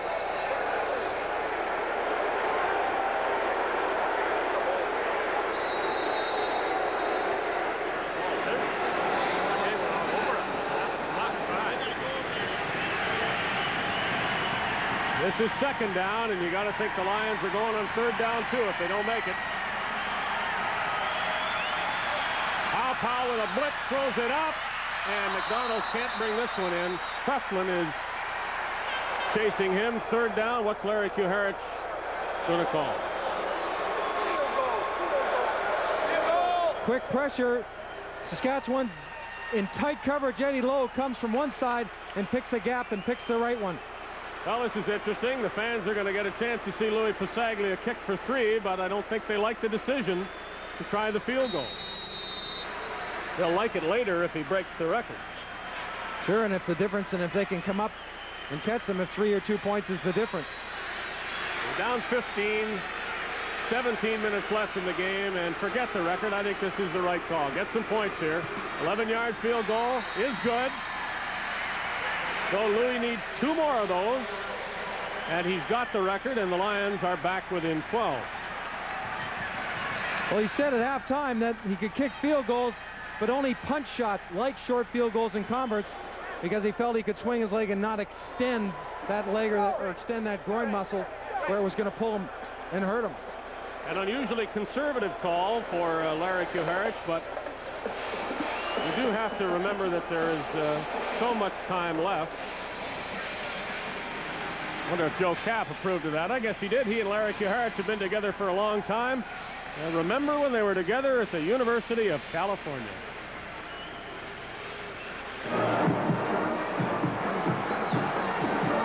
Here it is. That is Moan. He pitches it after Rogers. That's going to take care of the clock, so they got to score here. This is Garner. My goodness, Rogers is still alive. Stanford players on the field. Oh, what's going on here? Markers down. This is incredible. Moan is going to score. And while you watch that from 7 years ago, nothing nearly as exciting took place right here as the Riders take a kickoff after the Lions field goal and return it to their 40-yard line.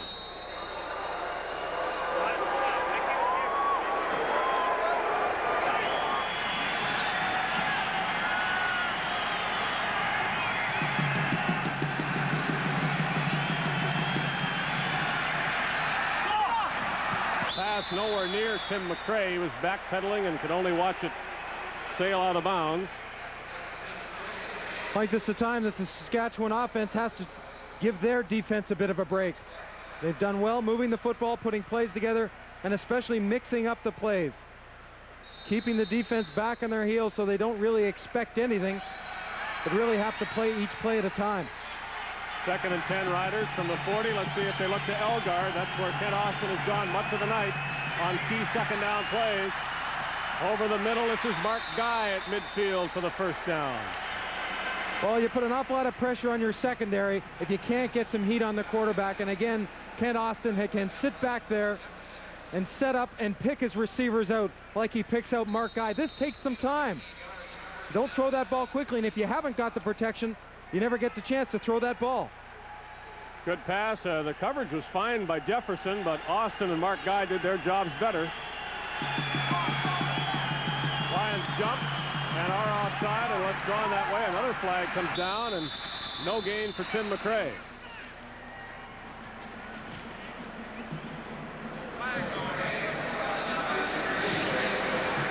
It's going against BC. With the score, Saskatchewan 29 and the Lions 17. Let's pause 10 seconds for stations from coast to coast to identify themselves. You're watching Molson Canadian Football Network. A young police officer battles internal corruption in the drama Terror on Highway 91. Sunday at 9 here on Channel 11.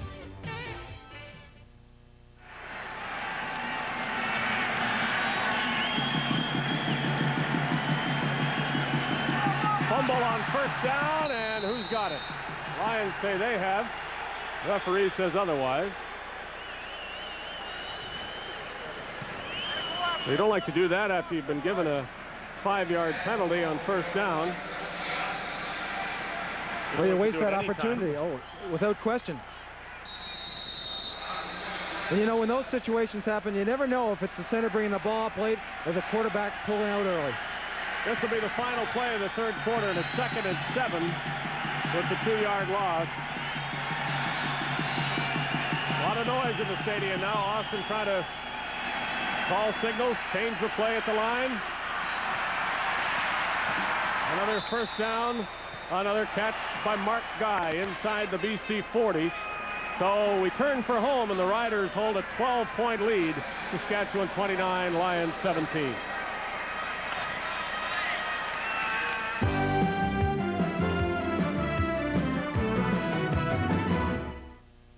An Eggo? I had 2 for breakfast. They're round and delicious toasted with bacon. I'm an Argo. That's A-R-G-O.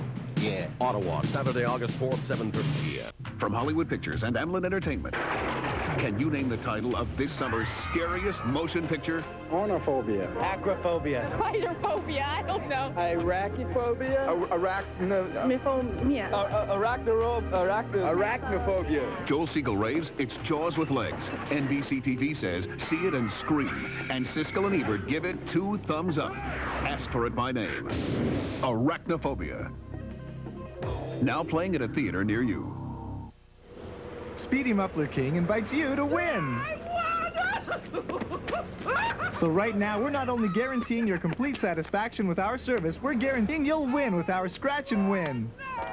An automatic guaranteed win from $5 off to your entire job free on any Speedy service. Of course, a guaranteed win could prove a little overwhelming, but you'll adjust. Eventually. At Speedy, you're a somebody. Key Largo, Humphrey Bogart starred. Yes, hurricanes, romance, marvelous ending. I'm an Argo. That's A-R-G-O. Ottawa, Saturday, August 4th, 7:30 p.m. It could still happen tonight for Louis Pasaglia, groin injury and all. He now needs 5 points to tie Dave Cutler and 6 to go past him. And there's a full quarter of football left. Right now, Saskatchewan has the ball low. First down at the 40. Jefferson goes up, trying to get in front of Mark Guy. He's been on him all night long, and the catches Guy has made have been from good effort on the Saskatchewan receiver's part. Jefferson defending well. I think Austin's a little bit disgusted in himself because he threw it to an area where Ryan, the safety, had a good shot at picking it off.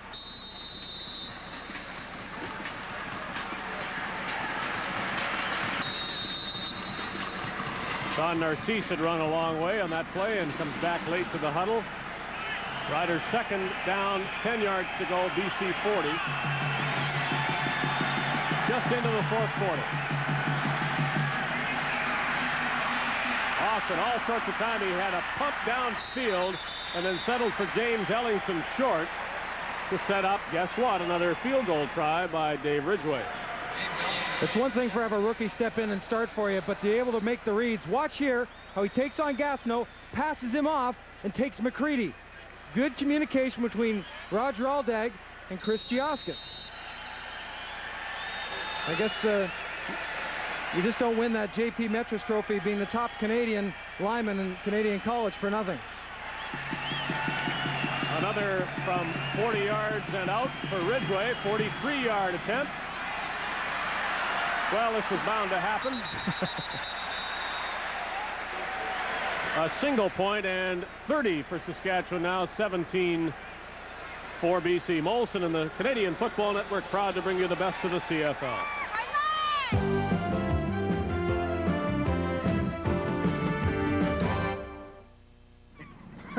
Hey guys, check this out at 2 o'clock. Oh yeah. Well, there they go. Let's try to find out. Oh, well, they're married. Look at the ring on her finger. Maybe not. Oh, that's not her. All right. Send that guy right into the water. What kind of girl? A frisbee player. Nice throw. Like they even see us here. They're cute. I know, they saw us. They're just pretending not to. I'm a nice guy. Why don't I have a girlfriend that looks like that? OV. Real life beer. Save $8,000 on a luxurious road car like this. Announcing the 1991 Buick Regal sedan with 10.9% financing for 4 years. Wouldn't you rather be in the black? Majestic blows high prices away. Pow, pow, power sale. Get this Hitachi home stereo system with CD for just $699.95. Power sale ends Sunday. Majestic Electronic Superstores. The selection, the guarantee, the price. This station believes in being accountable to you, the viewer, in our drama, information, and entertainment programming. We are a member of the Canadian Broadcast Standards Council, and as such, are committed to the highest standards of broadcasting. If you have a comment to make about our programming, write to us. We'll respond to your letter and send you information on the council and our codes.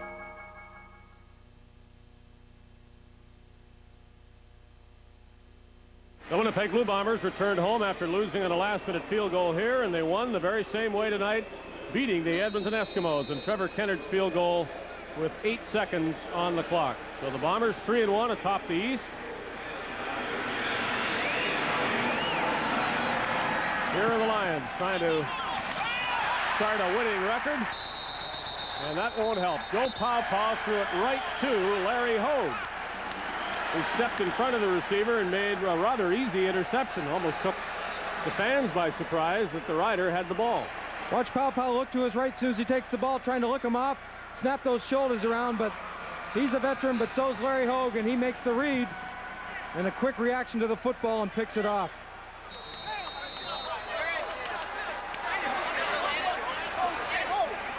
Pow has thrown a couple of interceptions in this second half. The Lions paid with it 3 points earlier.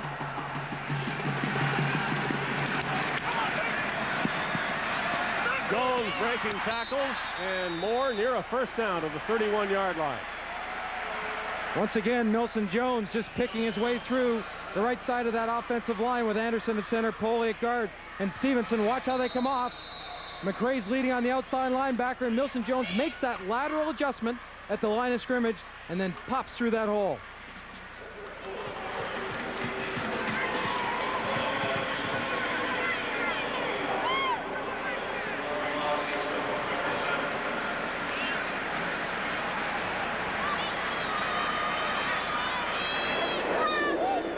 Riders don't mind that.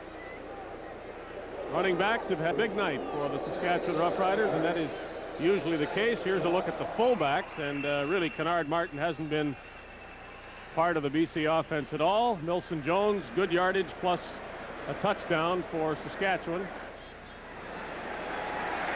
And Tim McRae looks good against his counterpart, although Lorenzo Graham has caught a lot of passes for some important yardage for the Lions. Second down.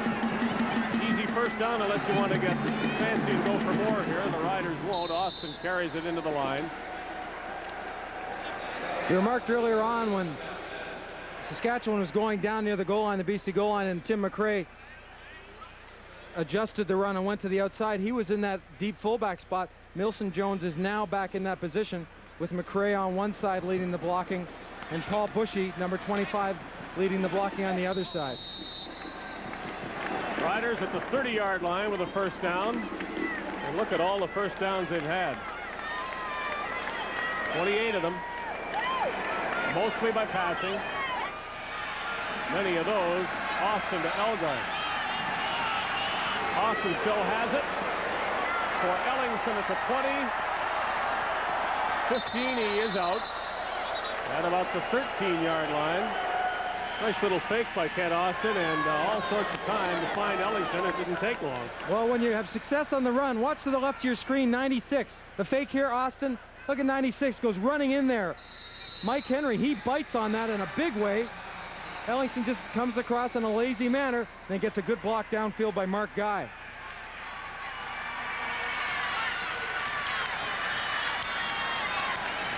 Lions really have to think about stopping the Riders from a touchdown in this drive. They hand it to McRae, and that'll help. Good penetration by Gastineau. Well, the first time this evening, both defensive ends, Gastineau and Henry, converge. Both from the outside, right at the ball carrier. Guards pulling, and so it's the tackle. They both make the read and don't come across an upfield, but come down the line of scrimmage.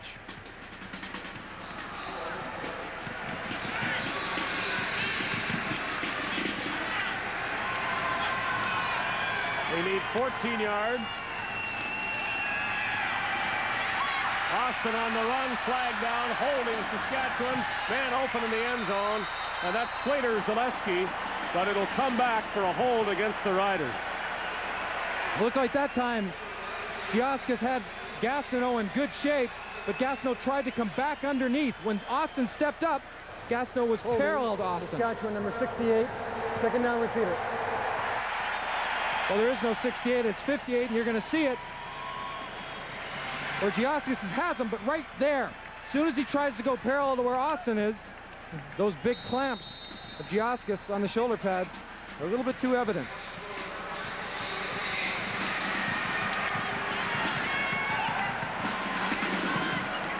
Well, they have a long way to to go on second down. Another try. They have to get to the 4-yard line. And they'll think in terms of field goal with a play like that.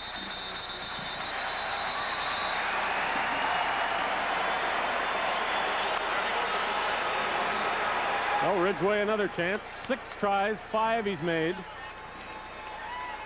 And if he makes a 6th one here, it's a 16-point lead with 10.5 minutes left.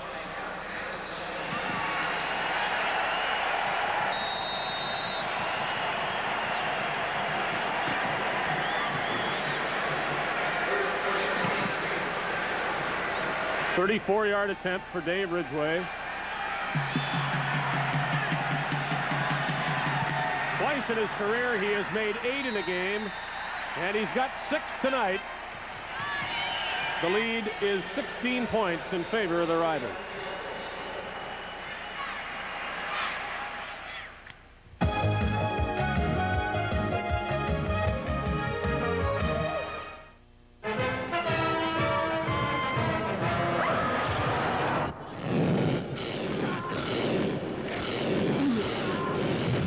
Winnipeg, Wednesday, August 15th, 7:30. Buy a ticket.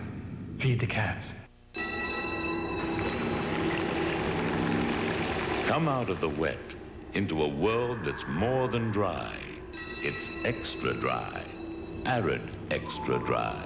Antiperspirant for men.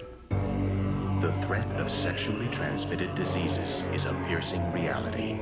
But there is a simple and dependable way to protect yourself. Trojan condoms, to help reduce the risk. There is only one news magazine that views the world through Canadian eyes. Maclean's, the best-selling news magazine in Canada. Always current, always relevant, Maclean's wraps up the news of the week every week. And by phoning this number, you get 39 weeks for $39. That's $1 a copy compared to the $2.25 cover price. Call today to start your subscription. Just dial toll-free 1-800-268-1121 and choose Maclean's, the well-informed choice.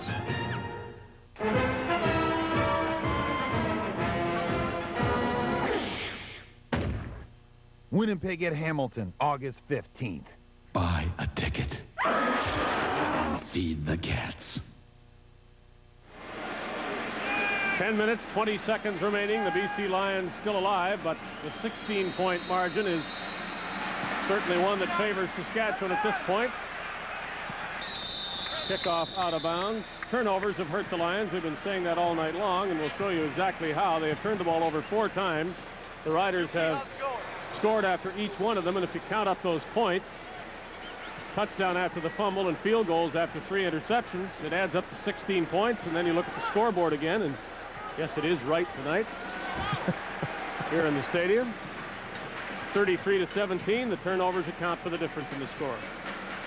The good football teams can take advantage of other football teams in many different ways, and one of them is putting it in the end zone when you're given the opportunity, and that's exactly what Saskatchewan has done.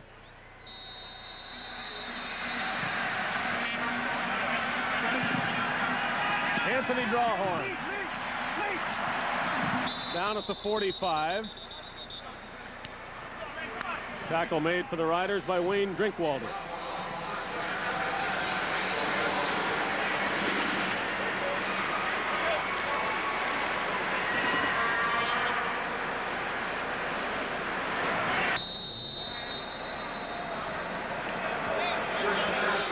It took the Lions most of the first half to find the end zone, and they did with passes to Chris Skinner and Larry Willis. They have only a field goal to show for the second half. Graham couldn't spin away from Glenn Suter's tackle. There's that gone formation that Larry Cahart talks about that he felt Joe Paopao would be ideal for. The running backs move up just behind the slot. They're going into a hurry-up offense right now in the same formation. Graham again. First down, BC. He's caught a lot of them. 7 in all. And in this formation, he may catch a few more if Saskatchewan continues to drop deep, take away the deep stuff, and look for the running backs. 4-man rush. Alexander with the catch. I think this is a fun formation for a quarterback who likes or who is not uncomfortable making reads and knows what a defense can give him and where to go once he's made that read. 6 receivers, a lot to choose from. Now they'll bring a 5th man, and Pow throws it too fast to Graham, his 8th catch.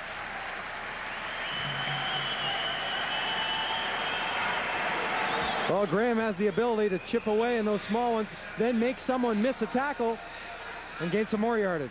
I'm sure that's what Joe Pow's looking for. No time to waste in a huddle. The Lions go to the football.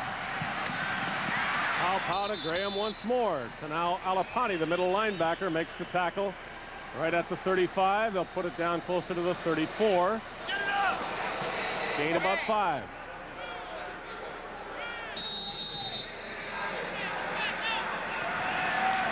Same formation. Pow will run now as the middle opens up.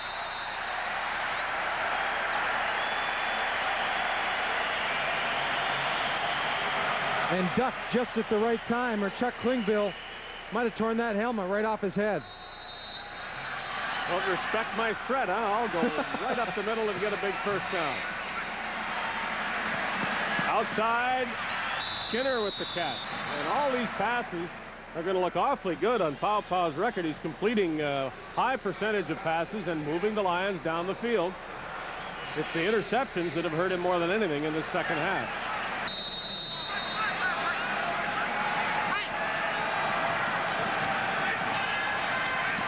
Once more, Graham breaking tackles down near the 5-yard line. Lorenzo Graham, a big addition. He couldn't make the Calgary Stampeders, and he's not too happy about that, though very happy to be here in BC. There you have it, slipping one tackle, and you said we had a chance to see a little hop step. And a nice acceleration. Again, 3 steps makes the read. Watch this little step right there. Have to get rid of the ball in this offensive set. He's making the read now. He knows where the ball's going to go, and away you go. And it's a good thing he gets rid of it there.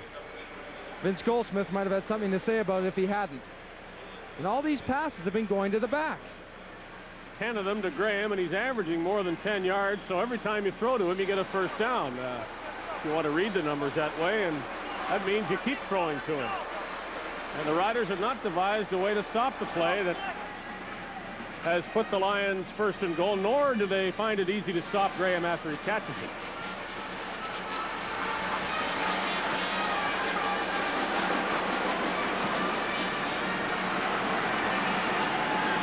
The Ottawa Roughriders, Damon Allen, Steve Goldman there. After a win over Edmonton, will try to win in Toronto. And I guess this game has been coming for a while, hasn't it, with all of the off-season hijinks in the East. They played an exhibition game that just added some fuel to the fire. And now the Riders will take their free agents, Glenn Kulka among them, to the Sky Dome, and whether they'll see Matt Dunnigan or not, we don't know. The knee is in a brace, and too early to tell whether Matt Dunnigan will quarterback the Argos, but we'll be there to show it to you on Saturday, and we look forward to it. As I say, this game has been talked about really ever since the talking began between the two clubs. Well, there certainly was in the exhibition game, as Richie Hall is slowly making his way up and back onto his feet. And I happened to go to that game, and I was down on the sidelines. And I'll tell you what, I've never heard more yapping from bench to bench in a long time. And most of the yapping was done by the Argos because they were doing a pretty good job of handling the Riders. But the Riders have shown some things in the last couple of weeks, and I think it's going to be a whale of a football game. And don't be surprised. You've got a quarterback with Matt Dunnigan who's got the temperament and the mind of a linebacker. Even though he's been in a brace for a few days, to line up and dress. Well, it helps that both teams are coming off victories. The Riders beating Edmonton, as we said, and the Argos downing the Hamilton Ticats. So what had not been a good start in either Ottawa or Toronto will certainly have turned around for one of the two, the winner on Saturday. Now we get back to this one. First and goal Lions as they try to get closer, cutting the Saskatchewan 16-point lead. Christensen lost his man but couldn't catch up to the ball. He was against Jeff Treflin, another physical mismatch. Christensen is huge and Treflin is as small as defenders come, but you got to get the ball to him first. Well, Treflin in for that. Well, these 3 plays were placing Richie Hall, and you're right, they went right for that mismatch. There was no thinking about it. are you surprised that they didn't stick with that gone formation? Now back to their standard T set or two backs in the backfield. Well, maybe being that close to the end zone changes it. Obviously it does for some reason. He'll try to Willis, and he's got it. Different receiver, but they went to the same area. Willis over Jeff Treflin for the touchdown. Well, they started Willis on the outside. They waggled or motioned him down. Tolbert went to the inside, or to the outside, and Willis just runs a quick to the post and back out to the corner. Powell just has to lay it up, and Treflin, unfortunately, having been on the bench, only been in for a few plays on special teams, has to deal with a Larry Willis. 2-point convert. They're down 10, and 2 would bring them within 8, and then they'd go looking for the same thing to try to tie the game. So here's a 2-point conversion. And wide open is Jesse Lorenzo Graham, who had 5 catches in the touchdown drive, and a 6th one to make 2 points on the convert.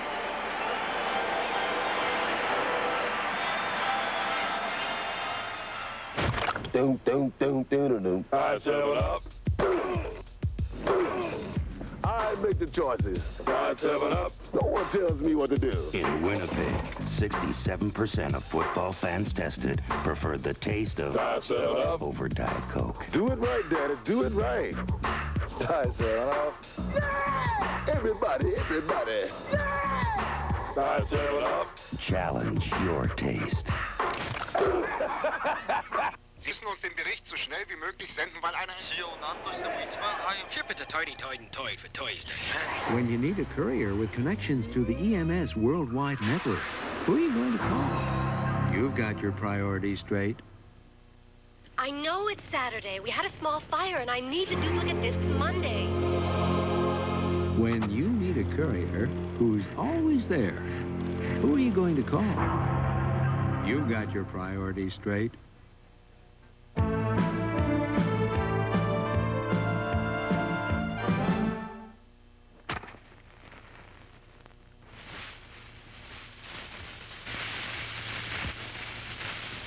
High prices on electronics? Majestic blows them away. Pow, pow, power sale. This week only, thousands of power-priced items are on sale. Get this Hitachi home stereo system with CD for just $699.95.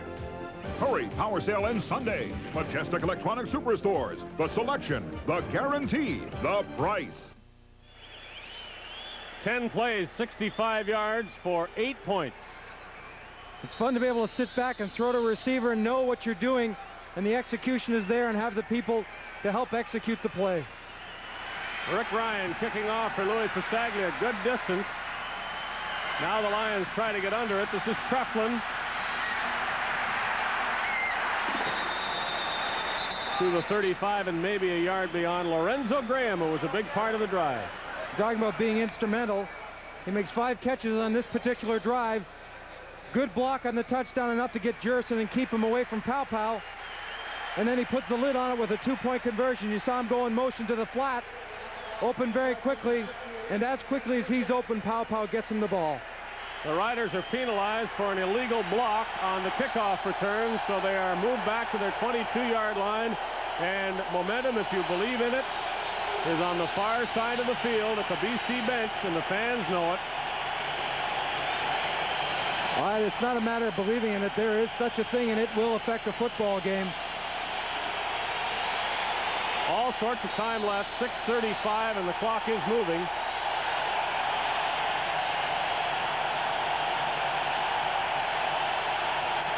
Riders struggling with the noise problem. Austin, and he hits his man short of a first down. Although they'll give the Riders the benefit of the spot past the 30-yard line. Well, there's one way to quiet a crowd, and everyone knows what it is. Complete a pass or a big play. Austin wants to get his team in and out of the huddle quickly, so he has more time at the line of scrimmage if they have to make the communication of the play. And here comes the noise again.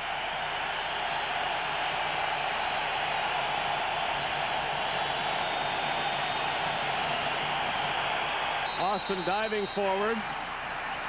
They'll unpile, put the ball down, and see where it is.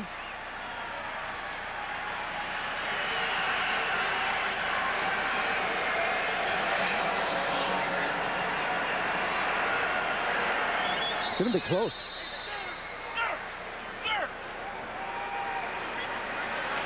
In come the yardsticks, and a rather important measurement. I don't know if the Riders would gamble on third down or not.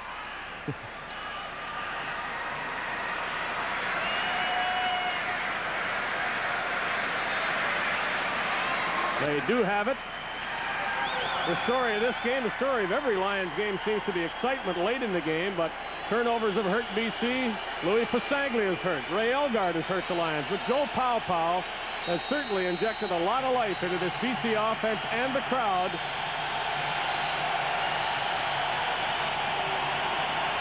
Powell is certainly the hero if the Lions can come back to win. Milson Jones, not much.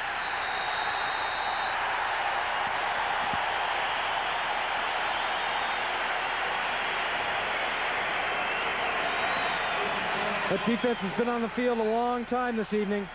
As you can see, at least in the case of Mike Henry, they've still got lots of enthusiasm, and this is where they need it. Saskatchewan hasn't had to punt a lot this evening. Big play, 2nd and 9 from the 33. Lions want that ball back as soon as they can get it, and they can't wait too long. Flags everywhere. It looks as though everybody moved except the center didn't snap the ball to the quarterback, and they're going to charge Saskatchewan with illegal procedure. And that could be directly attributed to the crowd, perhaps. Well, sure, I think Austin started to pull out a little bit early. The play did go, though, and the Lions will decline the penalty. Get the ball right now. The 5-yard penalty is not of much interest to them. And Mike Lazecki, who is having trouble with his punts, as that average would indicate, though he's been kicking into some stiff breezes, and that won't happen tonight. Punts for the first time in this game. Norm Jefferson, the lone man back, 11 Lions on the line. And Lazecki may be cold. He got it away. However, Jefferson under a line drive punt and out of bounds to stop the clock. Candidates on both sides of the field for our Molson MVP in this game, and we'll select it and talk to him following the game.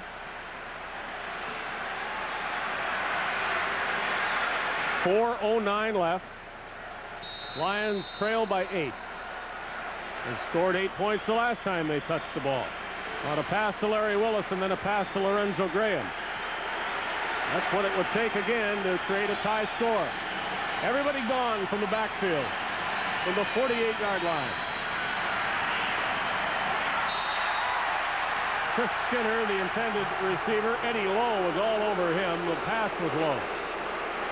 And I think the pass was thrown just a bit earlier than Powell wanted to. That front four of the Riders has played well. Lots of pressure.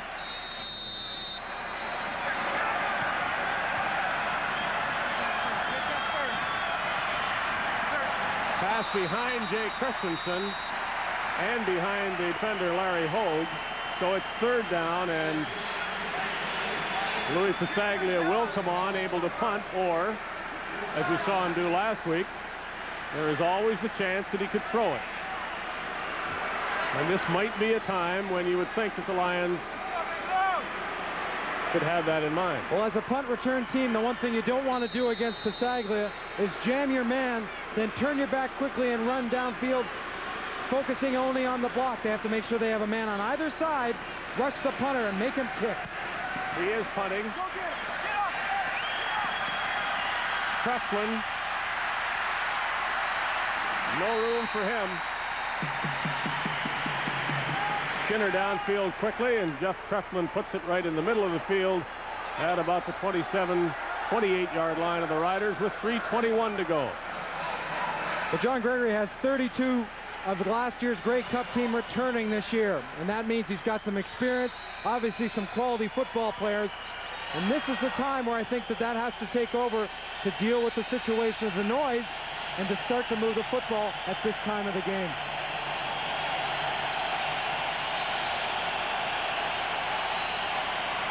Flair to McCray at the 30, and he's got Pless and Johnson, two swift linebackers chasing him.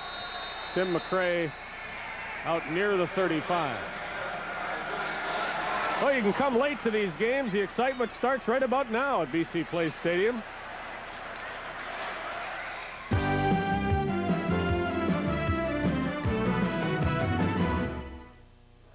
The guys are feeling good. They finally beat the first place team. And now they're into extra innings with great tasting Miller Lite.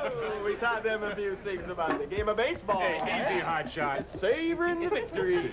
Hell, don't hurt your arm. Patting yourself on the back. It seems this victory is bringing out the guy's generous nature. There they are. The other team. Think we should buy them a beer? Well, they bought the last time. They won last time. Miller Lite goes down great among friends. That's a good point. This is the Mazda MPV, voted best in class 2 years running by the Automotive Journalists of Canada. The two-wheel drive in '89, the four-wheel drive in 1990. Mazda's Kansei engineering allows you to carry 7 in Mazda comfort and Mazda style with Mazda performance and available V6 power. Mazda MPV, best in class 2 years running and the best warranty in the business. Mazda. It just feels right. Some kids are just born entertainers, but none more than Can-Do's baby at Marineland. His birth came right in the middle of a 1 o'clock performance, while an audience of 5,000 cheered on. Now in his first full season at Marineland, this bite-sized performer is stealing the show daily. Come see our pride and joy. Can-Do's baby at Marineland. A star is born. It is second down for the Saskatchewan Roughriders. They're at their own 35-yard line, and they need 3 yards to keep the ball with the clock moving under 3 minutes.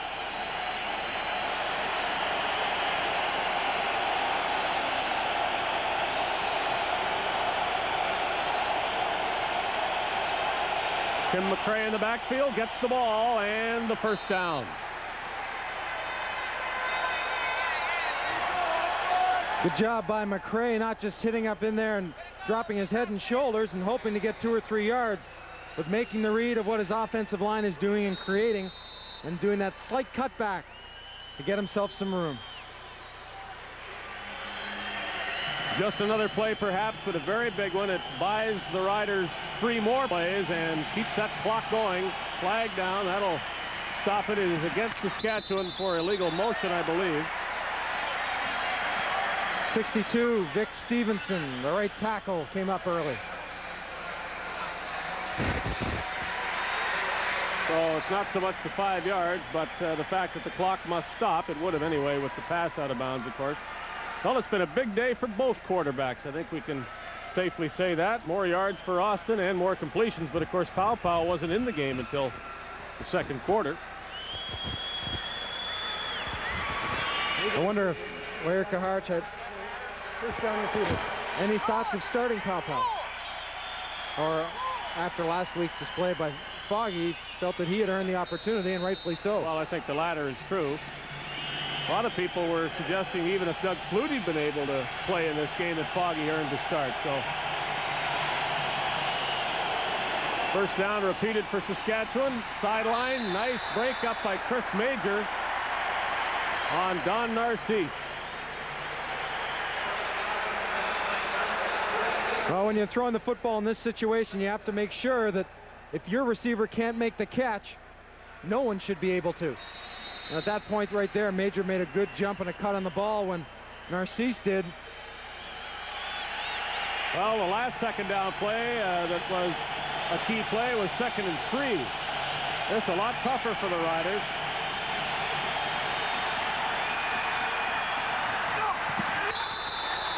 Major again. Boy, he's been on Don Narcisse, and the play of both cornerbacks for BC has been strong tonight. So Mike Lazecki, who hadn't punted all night, now has to do it twice in rapid-fire order. Closing on the football is the key as a secondary man, and this is exactly what Major does here. Narcisse is right on the corner, ready to step out upon if he makes the catch. But again, you said it, Major reacts very quickly to break it up. They put some pressure on Lazecki the first time, and as you see, did not get off a long punt.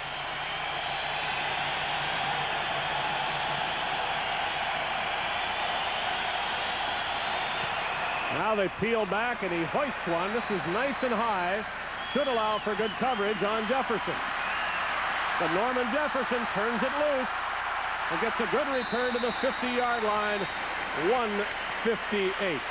In the first half, the Riders led 26-14. It was that way at the intermission. And here's how they did it. Ray Elgard with an 11-yard touchdown catch after a fumble recovery, and then Dave Ridgway, his first of what have been 6 field goals. 17-0 after Milson Jones' run. Ridgway again, 20-0, and again, 23-0. And we'll come back and let you know how the Lions built their comeback as we watch them go first down from the 50-yard line. And he throws it long for Willis. Little too long. Larry Willis in a foot race with Stacey Hairston. Joe Paopao ignited the Lions in the second quarter after the 23-0 deficit. He tossed one to Chris Skinner and then threw a touchdown pass, a shorter one, to Larry Willis. Ridgway's 48-yard field goal made it a 12-point lead at the half for Saskatchewan. In the third quarter, Ridgway yet again. And then Louis Pasaglia's field goal. Ridgway again. Had to keep up here. Larry Willis with a touchdown and a 2-point convert, and that's where we are now. Paopao looking around and throwing it, and dangerous pass. Tolbert, the closest BC receiver. 1:47 to go, and it's third down. Well, the Riders in that last play only had 3 men, down men, rushing the quarterback. Goldsmith, Gary Lewis, and Bob Jurison.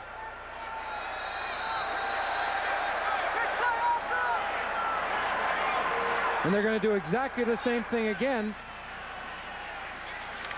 They're just adding another defender deeper. Well, we'll watch those two backs, Graham and Skinner. No, Paopao to Willis. He's got a step on Hairston, but he is out of bounds. It is not complete. 1:39 to go, and the ball goes over to the Riders. Well, there really wasn't room to throw it anywhere but where he did, to the outside. That extra man is Jeff Treflin. You got Hairston in coverage. Here comes Treflin. Both reacting well to the ball.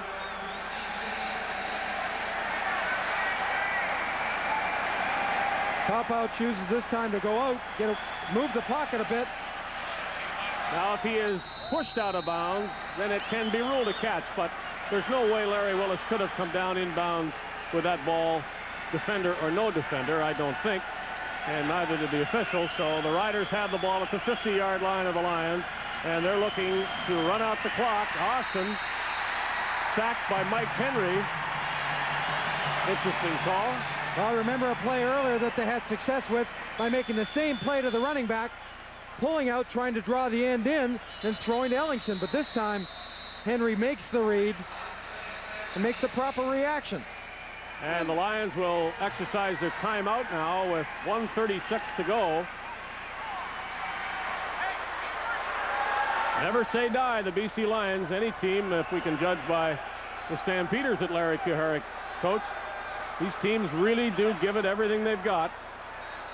And the Lions obviously this season looking for better defense. Every one of their games has shown that, except perhaps last week's, although at the end you wondered where it was. But they do, they scrap, they fight, and they can move the ball with any of 3 quarterbacks.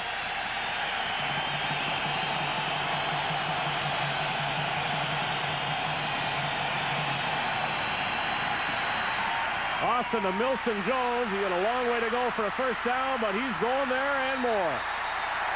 Big play to Milson Jones at the 34-yard line. It was easy to see after Milson Jones made that catch when he knew you knew he wasn't going to tiptoe around and go by someone. Watch the influence here. Milson Jones makes a check. The end, Gastineau is down. And here we go. And right about now, you know, he's not going to tap dance past anybody. He's going for the first down. 5 yards away from 400 is Kent Austin in his passing performance tonight. Whether he will throw the ball again is somewhat debatable with 1:10 on the clock, and it's moving, and he hands off on first down to McCray. Lions have used their timeout. So Austin and the Riders can run all the time possible off the clock before the second down play and again before a third down play. And there's not going to be very much time left. And even at that, Ridgway can boot another field goal. Well, as you said, use all that 20-second clock.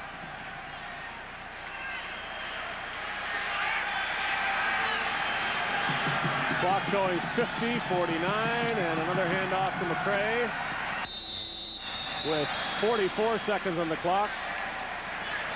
They can run 20 more off that and then have Ridgway kick for a field goal that would put it away. It would be his 7th of the game if he makes it. He holds the league record of 8. Well, we've talked about it before, but a kicker doesn't stand alone out there. He has to have a man that can pin the ball, and first and foremost, a center who can get the ball back to the holder. And in this case, it's Poley to Suter, and then Ridgway does his thing, and they've been very effective. Lions have to try to block it. It is good, and that should do it. Field goal number 7. And the irony again, with all eyes on Louis Fasaglia coming into the game, is that Dave Ridgway has stolen much of the kicker spotlight with 7 field goals and 1 miss, or he'd have done 8 in the game for the 3rd time in his career. Well, he's had an incredible career, and he's one of those guys that's a very stable personality. You like to watch him kick, and you just don't see any changes. And when you see him kick in pregame, see him kick during a game, it's the same style, the same swing, and of course that threesome that puts it all together are tremendously efficient. Lions are down 11 with 21 seconds left. Well, it's hard to see how they can win, but I suppose you never know.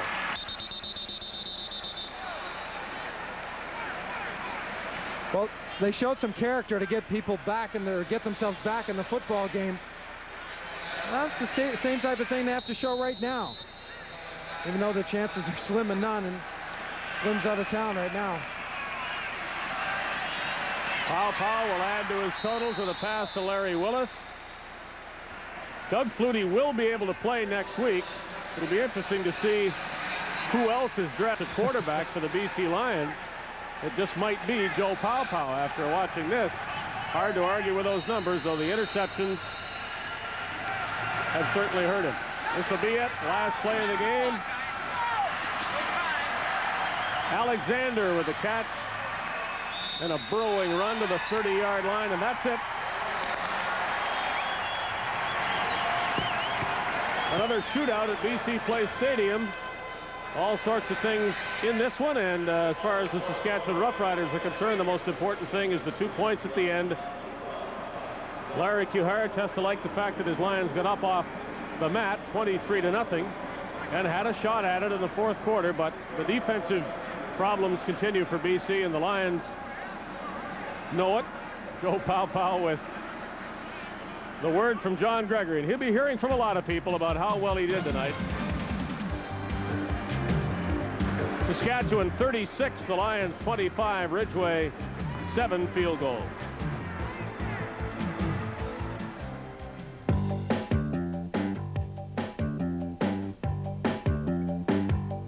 The Ottawa Roughriders and the Toronto Argos had a war of words in the offseason and in the preseason, and they'll meet for the first time in the regular season Saturday on the Canadian Football Network, 7:30 Eastern Time to kick off at the Skydome as the Argos host the Ottawa Roughriders. Join us on the Canadian Football Network.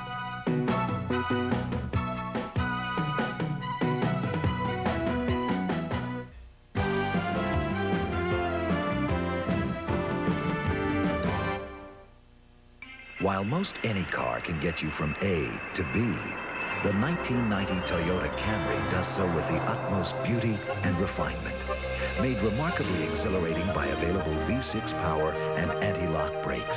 In fact, the Camry offers you virtually every creature comfort, from A to Z. So long before you get to where you're going, you've arrived in style. Ever suffer from the itch and pain of hemorrhoids? I have. So I use Preparation H. It shrinks the swelling of the hemorrhoids. And when you shrink the swelling, you relieve the itch and pain. Preparation H shrinks hemorrhoids. It's really that simple. Every morning I have to be well rested and alert. So if I occasionally have trouble sleeping, I take Sleepy's D. It helps me get a good night's sleep, and by morning the sedative effect is gone. Sleep Ease D, here tonight, gone tomorrow.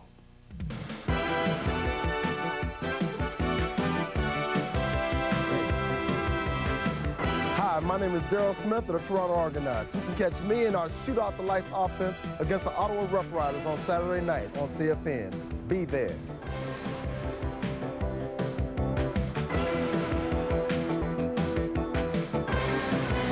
This was a big game for two of the three quarterbacks who were in it. Joe Powell of the BC Lions in relief of Rick Foggy, and the winning quarterback, Kent Austin, who guided the Saskatchewan Roughriders to a 36-25 victory. Kent Austin just shy of 400 yards through the air. The game plan was to sit back there with good protection and pass, pick the Lions apart, and Kent certainly did that for all the completions and the yards that are up there. Let's talk first about the passing game, and then we'll talk about what the Riders have to do to get more touchdowns and fewer field goals. Well, I'll tell you, Dave, we really went back this week and decided we needed to get back to the things that we do well and the things that I do well as a quarterback. And I think we got in the rut there where we tried to over-prepare against Calgary, and instead of just running our base offensive plays and, you know, dropping me back in the pocket and just moving the pocket every once in a while to keep them honest. And the guys came up big, and the linemen really protected well. And I think that's what we do well, and that's what we need to do to get completions. It didn't look as though the Lions could cover Ray Elgard with smaller defensive backs, and it did look as though you knew that. Well, yeah, we went into the game knowing that we kind of had a mismatch with Ray against Drawhorn, and I think as you noticed about halfway through the game, they moved Drawhorn to the other side because, you know, Ray was just getting open. And I think, you know, what we do best offensively is to try to spread the ball around and use everybody, including our backs, out of the backfield. And when we do that, and we're able to do that, we can control the ball, and we're pretty productive offensively. Well, 36 points is fine. Does it bother you that only two scoring plays were touchdowns and Ridgeway did all the rest? Well, I'm a little more pleased than the last couple of weeks. You know, we were down there on the 1-foot line and got stopped, and then we had a touchdown to Slater Zaleski in the end zone here in the second half that got called back for holding. So, you know, if you take those two into consideration, I mean, I think we played pretty well offensively, and, you know, those are the things that we got to punch in there when we're on the 1-yard line, and we just can't, you know, get a penalty in scoring territory. What kind of talk was done prior to this game about what happened last week and what a Grey Cup championship team should do after something like that? Well, I think that, first of all, we were pretty embarrassed, and, you know, Calgary came in and beat us pretty soundly and kind of humiliated us at home, and the fans got on us. I mean, it was just a bad scene, and you know, the guys on this team, and I said it all week, we've got a lot of pride, and we've got a lot of guys that have been there and been in pressure situations, and I knew that we would rebound and play well this week, and I'm just glad that we had a chance to turn it around. They're saying some of the same things maybe in Edmonton for the next few days as the Eskimos lost tonight in Winnipeg. Oh, did they? That's your next stop. Next Tuesday we'll be there to see that one, so that should be an interesting one from both sides. I'm sure you're looking forward to it after your win tonight. Yeah, it's going to be a tough game. I mean, we match up well against Edmonton, and they match up well against us, so you know, we got our work cut out for us going into there, but, you know, we like to thank Winnipeg for that. That's great. Kent, a big game passing, and congratulations on the Riders' win tonight. Okay, thanks a lot, Dave. And your part in it. Kent Austin, the Saskatchewan quarterback, threw for just under 400 yards. Tracy Ham has a 400-yard game this season. Austin just about there with 27 completions. One for a touchdown to Ray Elgard, and the Riders beat the BC Lions 36-25. Honorable mention to Joe Powell in defeat for the BC Lions.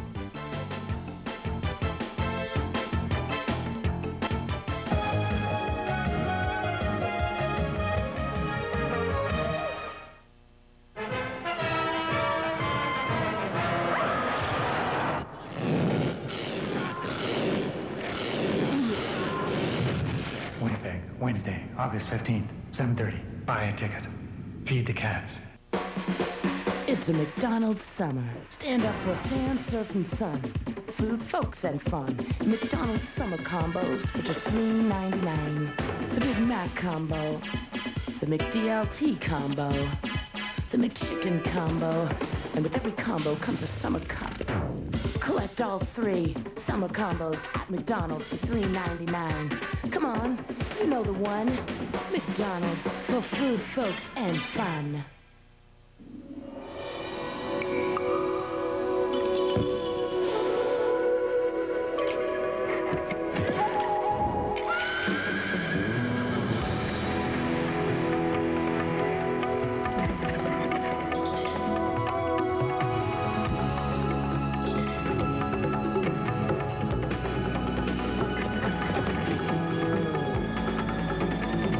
Away with Formula Shell Gold. This is me, Lynn Sokol, before Nutrisystem. And this is me now. I lost 45 pounds and it feels great to be a size 5. I feel that I made the right decision to get a Nutrisystem because it's helped me a lot. It's changed my entire life. And I feel like I've accomplished a major milestone in my life. I have recommended Nutrisystem to many of my friends. A lot have gone, and I'm going to get a lot more to go. Call Nutrisystem now and get 3 weeks for only $49. That's 3 weeks for only $49. Don't wait. Call now.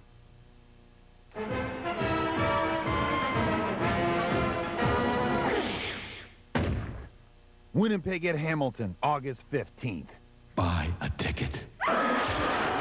Feed the cats. You will see us next Saturday from the Sky Dome in Toronto, the Argos and the Ottawa Roughriders at 7:30 Eastern Time. We hope you'll join us for another exciting Canadian Football League game on CFN. Key plays, well, you could pick a lot of them, but in the third quarter, after the Riders had failed to get in on 3rd and 1, they came back with this interception, and turnovers did help the Riders all night long, and that led to one of Dave Ridgway's 7 field goals and helped to defuse the BC comeback, though the Lions did have another shot at it late in the second half in the fourth quarter. The Lions have to be applauded for their gallant bid, though I guess criticized for their inability to play better defense. They're just not stopping teams well enough, and when you pass for almost 400 yards, as Kent Austin did, it's too easy. Well, they got off to a bad start with that sack by Hogue on the defense and then taking it in for a touchdown, and Ricky Foggy never really got on track.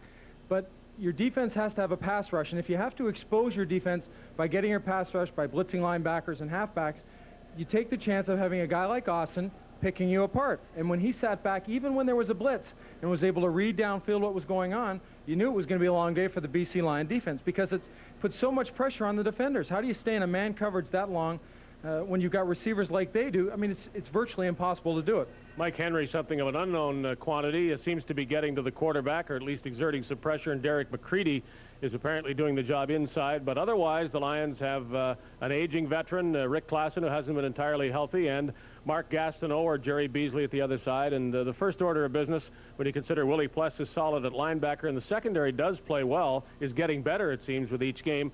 The main thing is to solve the front four's problems. Exactly. You have to get some heat. You can't only have 2 people playing the game as far as a pass rush. It's too easy to block as a front 5 on an offensive line, and Saskatchewan's got a good one.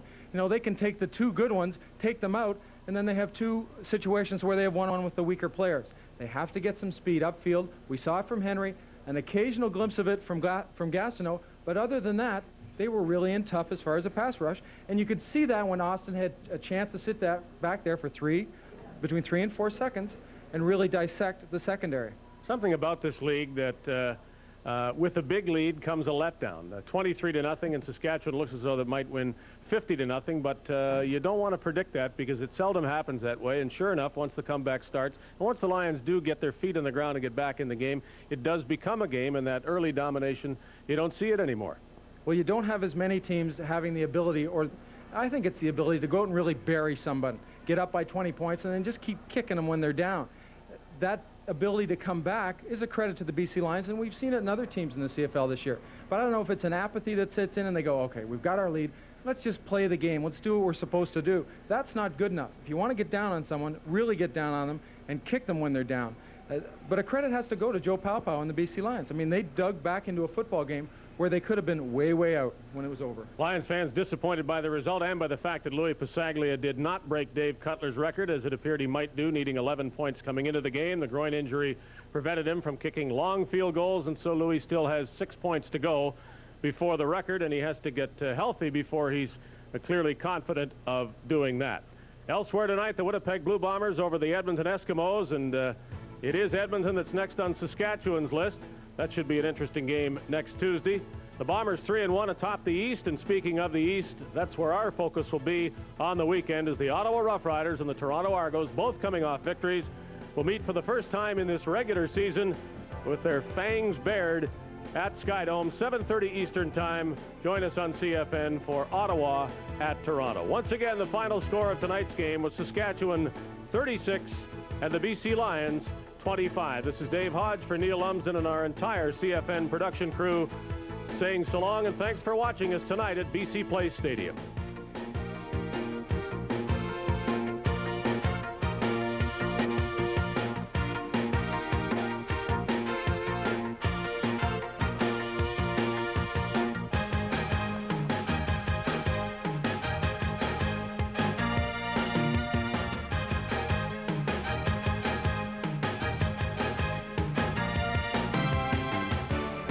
This program is protected by copyright. Any reproduction in whole or in part without the written permission of Molestar Communications is prohibited.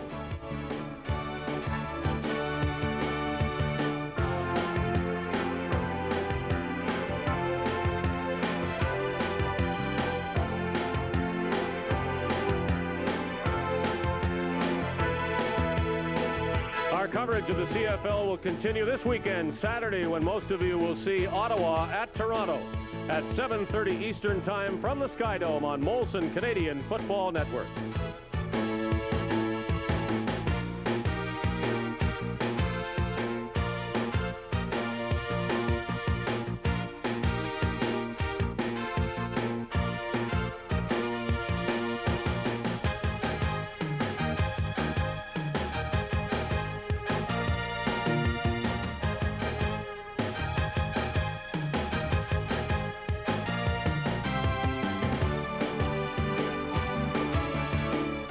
A young police officer battles in...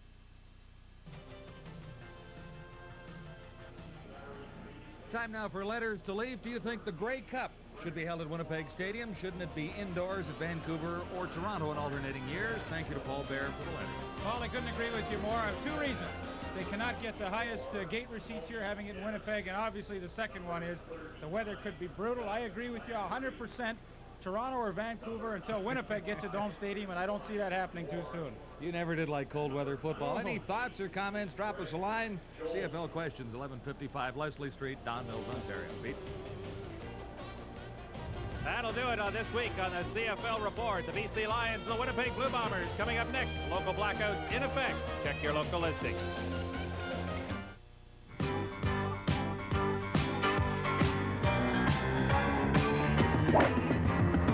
TSN presents the world. This is the NFL. This is big. Man, this is where you win a game, right here. This is why you lift all them weights. Hurry it up. Hurry. You better hurry. Pick it up. Pick it up. Touchdown. This is it, right here. Come on. Jeff.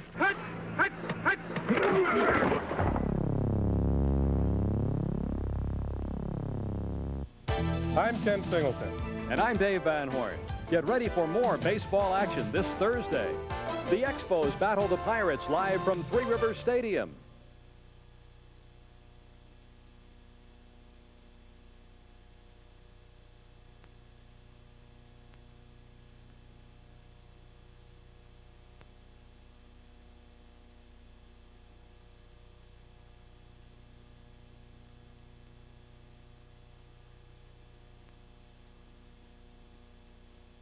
Blue Bombers are first in the CFL's East Division. The Bombers, the only team in the league which has given up fewer than 100 points. And one of the big reasons, of course, is linebacking. Fourth-year veteran Greg Battle, 16 unassisted tackles, 18 assists. Tyrone Jones, 16 tackles, and he leads the Bombers with 4 quarterback sacks. And James West with a team-high 19 unassisted tackles. That's a trio that would scare any quarterback. And tonight, the quarterback who must deal with it is Doug Flutie. He takes over for Rick Foggy, who struggled last week and gave way to veteran Joe Pow, who will be the backup to Doug Flutie tonight. The Lions will have their work cut out for them as they get set to battle the league's stingiest defense. Meanwhile, the Winnipeg Blue Bombers must get a good effort from quarterback Tom Burgess if they hope to beat the Lions tonight at Winnipeg Stadium.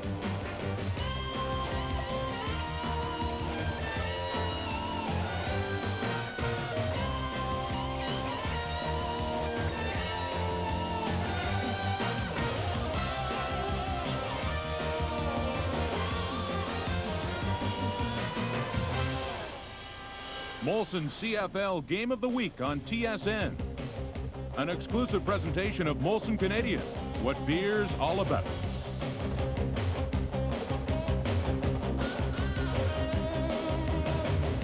And the Winnipeg Blue Bombers from Winnipeg Stadium on a glorious summer evening, a temperature of 29 degrees Celsius. The wind has picked up a little bit and it's gusting, but the turf is dry, the field's terrific, 25,000 on hand.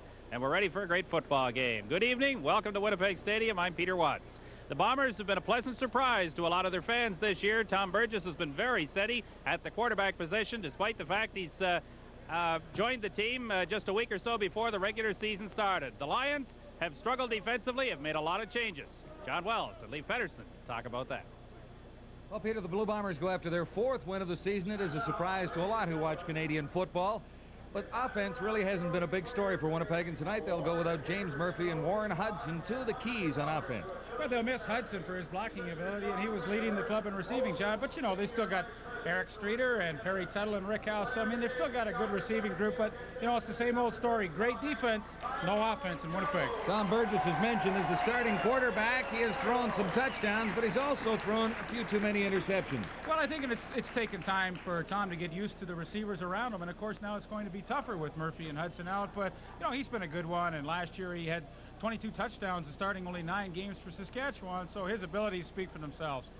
Larry Kuhartz, the head coach of the BC Lions, says that his best linebacker is in the lineup tonight. He welcomes back Doug Tank Landry. That should make a difference to the BC defense. Well, I think it really will. They need the Tank who led the league in tackles in 1989 and had some personal problems. They are behind him, we hope, and he will start at middle linebacker. And on the outside, Willie Pless is back. He came in the Dunnigan trade, of course, from the Toronto Argonauts. He is a good one. And, John, the linebackers in secondary have to be good because the front 4, while they are not a good group yet, have not put any pressure on quarterbacks. That has been the sore spot for them. I guess biggest problem for the BC Lions up front is the fact that no one has been able to stay in the lineup for very long. There are new faces up there.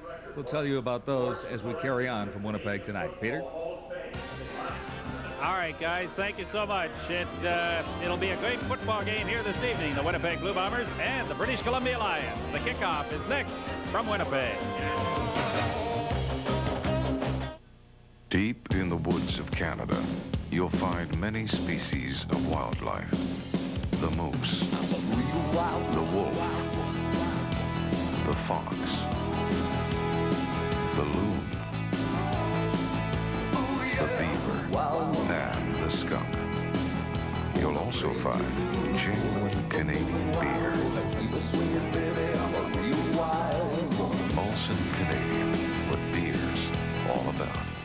Sie müssen uns den Bericht so schnell wie möglich senden, weil einer... When you need a courier with connections to the EMS worldwide network, who are you going to call? You've got your priorities straight. I know it's Saturday. We had a small fire, and I need the duplicate discs Monday. When you need a courier who's always there, who are you going to call? You've got your priorities straight. It's smoother than glass, smoother than ivory, twice as smooth as Teflon. You've never felt anything smoother. Introducing the remarkable new blue Ultra Glide strip on the Wilkinson Sword Ultra Glide blade. In a recent test, men preferred Ultra Glide to Gillette. Ultra Glide from Wilkinson Sword. It's smoother than... All the action is at home when Expos Baseball steps to the plate on TSN. Join Dave Van Horn and Ken Singleton with the play-by-play as TSN covers the excitement of more than 20 regular season games. The Expos challenge the Pirates in the second of a two-game series. The battle for the top of the NL East continues as the Expos and the Pirates take to the field. Live Thursday, 7:30 Eastern. Look for television's best baseball schedule here on TSN.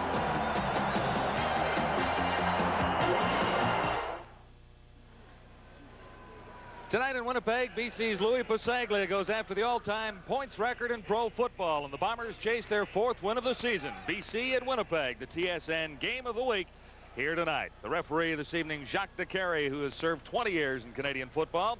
He's from Montreal, and there's the able assistants who will back up the head referee at Winnipeg Stadium tonight. Now, Lou Passaglia usually kicks off for the BC Lions, but he has been bothered by a muscle problem in his upper thigh, so it is Rick Ryan doing the kickoffs and the long field goals for BC tonight. Passaglia after the all-time points record in pro football. We are underway in Winnipeg. And this is Steve Zatilny on the return. Number 20 gets out across the 40 to the 42. Boy, everywhere you look around the CFL, there's a Zatilny now. This is great. 22 yards on that return for young Steve. The veteran Bomber offensive line with Rhoda Huskers and Walby at the tackle spots on the outside. Streeter on one side, and a newcomer by the name of Lee Hull in relief of James Murphy. Tuttle and House inside. Burgess the starting quarterback. Mims and Cochran are the starting running backs for the Blue Bombers here tonight. It is 1st and 10 Winnipeg. At 42, Burgess to the far side and has number 71, Lee Hull.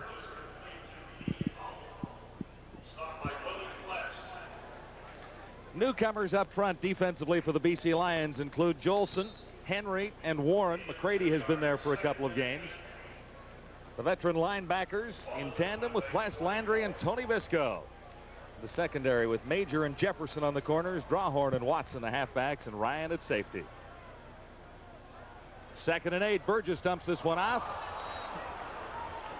And Robert Mims did not see it coming. That's where they missed Warren Hudson. They had great success so far in their first 4 games running the screen to Warren Hudson. Just to fill you in, he pulled a calf muscle this week in practice, and a couple of days ago, as a matter of fact, and just it was not healed enough to go tonight. James Murphy caught a ball in practice and split the skin between his middle and ring fingers. He requires some stitches, and as you might assume, that's a little too painful to play tonight. Bob Cameron with a great average, but he's going into a rather stiff breeze at Winnipeg Stadium.